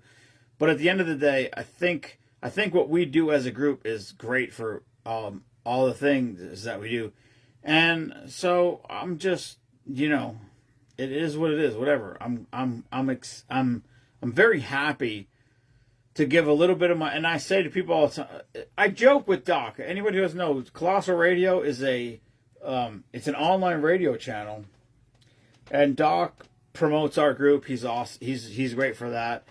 And I said to him all the time, we joke about it all the time. And he said, and you donate 100% of whatever you bring in. And I said, and the joke always is, I said, I probably donate 125% because there's I don't know who, I'm not sure. I don't know who, I talked to a lot of people during the day when we're at these events. I don't know who I told this to, but like when I go to Dennis Hawk does all my vinyl work for me. He's my vinyl guy. He's been my vinyl guy for 20 years. So if I go vinyl, that's where I go. But I go to him, I pick up vinyl, I pay for it. Like I don't take money out of the Team Swingman pot. I pay for it out of my own pocket. When we do the shipping, the pirate ship thing, the first time I ever did a pirate ship, I used one of my credit cards or whatever. So the credit card that's on file is a personal credit card. It's not Team Swingman money. So I pay all the vinyl, I pay all the shipping. I go to Walmart, I pick up the tumblers that we give away in the packages. Sometimes I go there. I mean, listen, there's sometimes I go there and they have one or two black ones or white ones, or the colors are strange the way that they evolve through that. But we started out with like a military green type color, and then they quit making those, and then we switched to a brown or vice versa, and then they quit doing that. But I go there and buy one or two tumblers. I just pay for it, Now, there's been times that I bought 8 tumblers or 10 tumblers, and I actually used the debit card from the account that we have the Team Swingman money in. But, there's a lot of money that I spend out of my own pocket, and I don't care because, A, I love what we do. B, I don't want anyone to think that just because they're buying product or buying ducks or Super Bowl block pools or donating money or whatever it is, that I don't have skin in the game, because I do. So my joke is always when he says, hey, you donate 100%. I said, yeah, we're probably like 125% because I know I put a shit ton in extra. Like last year when Give a Gobbler we didn't have a lot of donations. The year before, we had tons of people dropping stuff off at the house. Last year was not so good. So I would go to the store and I'd spend 30, 40, 50 bucks every week for a month, or 2 times a week or 3 times a week. Every time I go to the store, I'd drop money and I'd buy boxes and boxes of canned goods and this and that, whatever. We ended up donating 1,000 pounds of food between canned goods and, non-perishable food items and all that sort of thing. And then we wrote them a check for $5,000. Now, that's all from everybody that shows up at these shows and buys our thing and buys a duck for the race or, whatever it is. You don't have to. I don't care. You want to come to Spoon and Flutes and hang out? Come and hang out. You don't have to spend a single penny. That's the way I want it to be. And my heritage of Alzheimer's.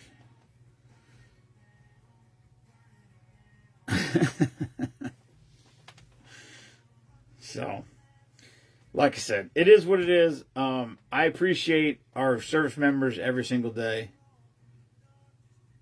Michelle, you're gold. Don't worry about that. If anybody gets offended by anything that gets said around here, you're probably in the wrong group. That's how it is, It's honesty. There's a lot of sarcasm. There's a lot of joking. But I think at the end of the day, everybody sort of pulls together. There's Jeff. What's up, Jeff? Jeff's band, Out of Shape, will be here as one of the bands of Spoon Palooza. They might be the opener. I'm trying to think who's all going to be here. We're going to have, there's going to be 5 musical acts here. Right, there's 3 brand new bands that have never been here before. There's 3 new bands that are going to be here. So listen, if you're coming for Spoonapalooza this year, show up fucking early. Don't come rolling in here at 6 o'clock. You're going to miss 3 of the bands. And they're good. You know? And they're also fantastic.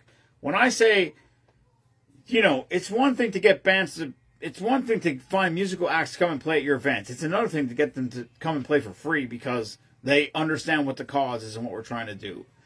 And like I said, we're not selling tickets, so it's not like, oh, if you got bigger band, like we don't sell tickets. It's just show up and have fun. Bring your cooler, bring your lawn chairs, and come and hang out. So,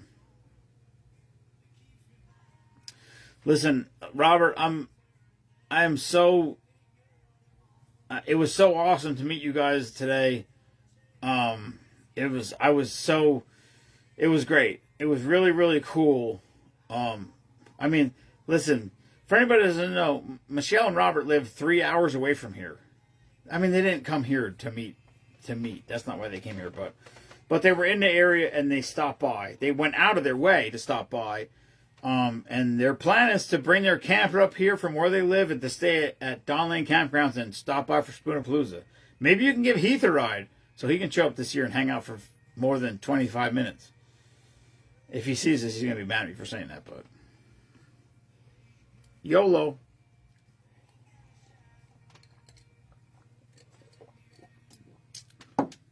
I love Jeff's band.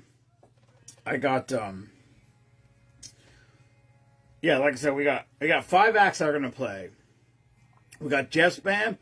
We got Suddenly Found's going to play. We got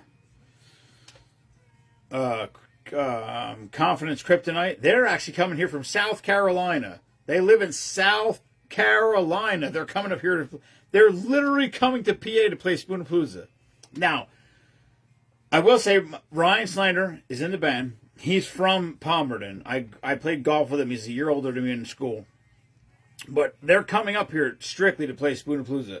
The night before, they're going to play at this CBI, which is a half a mile down the road from my house. So if anybody's going to be in town, if anybody's coming to Spoonapalooza and you're going to be in town, you're going to get up here Thursday or Friday or whatever, and you're looking for something to do Friday night, his band is going to be playing, well, I think, his band's going to be playing at CBI Friday night.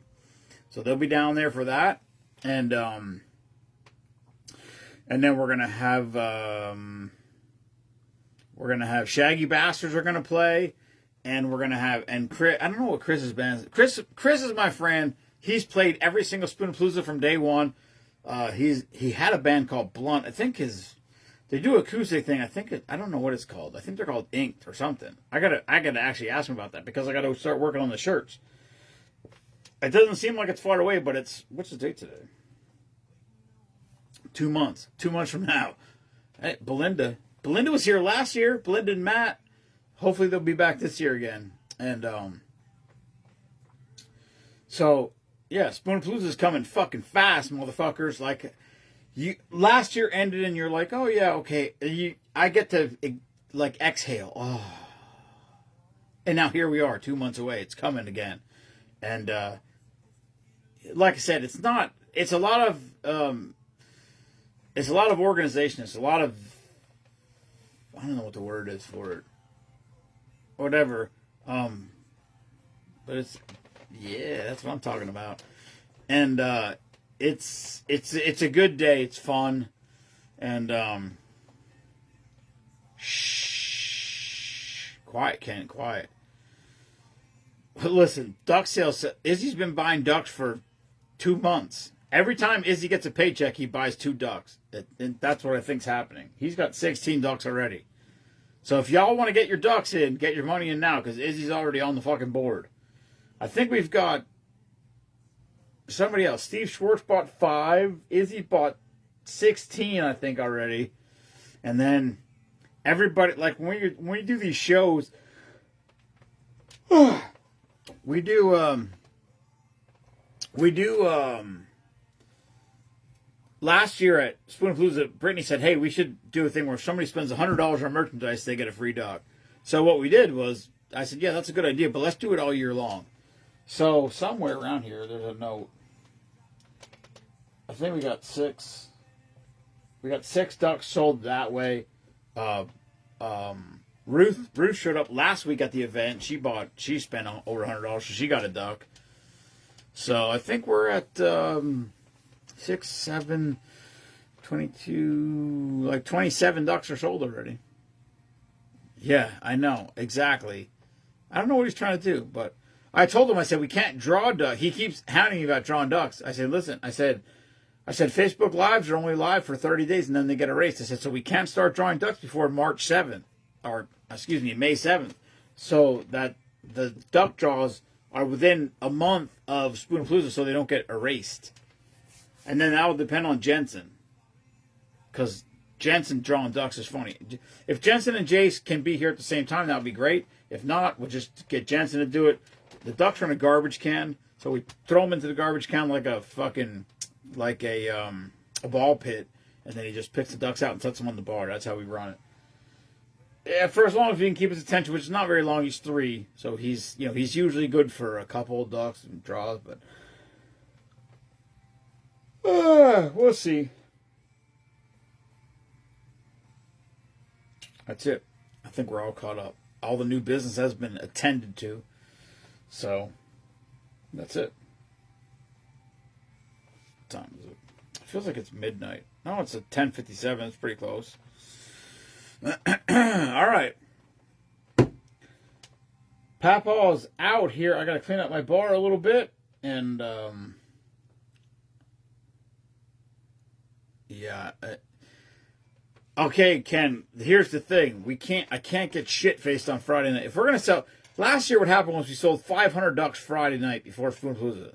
Y'all need to buy your ducks early. Get in there early. We're going to sell out. We got to scare everybody that we're going to sell out so they buy them early.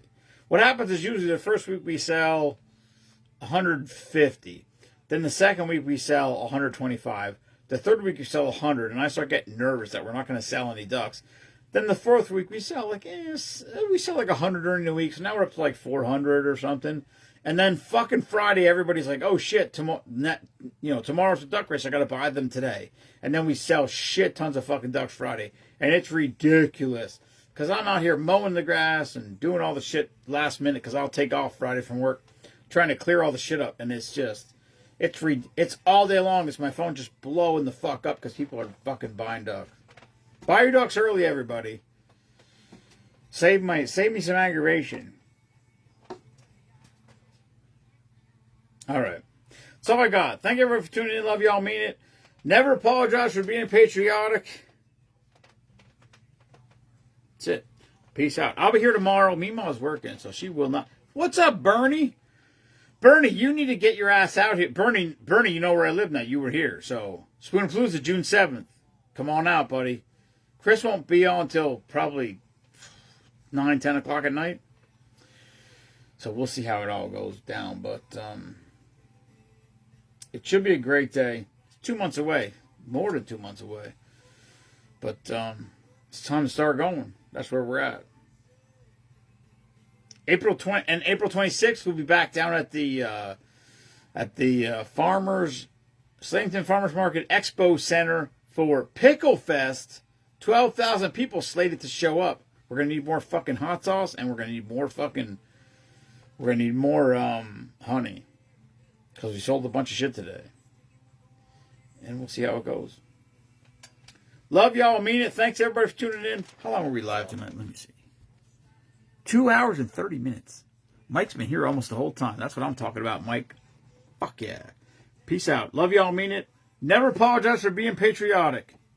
Peace. Italy. Stay tuned for Where's Team Spoonman live from Italy. They're going on a cruise. And Bob promised me he's taking a sweatshirt along or some Team Spoonman gear to send us some pictures. Fuck yeah. Peace.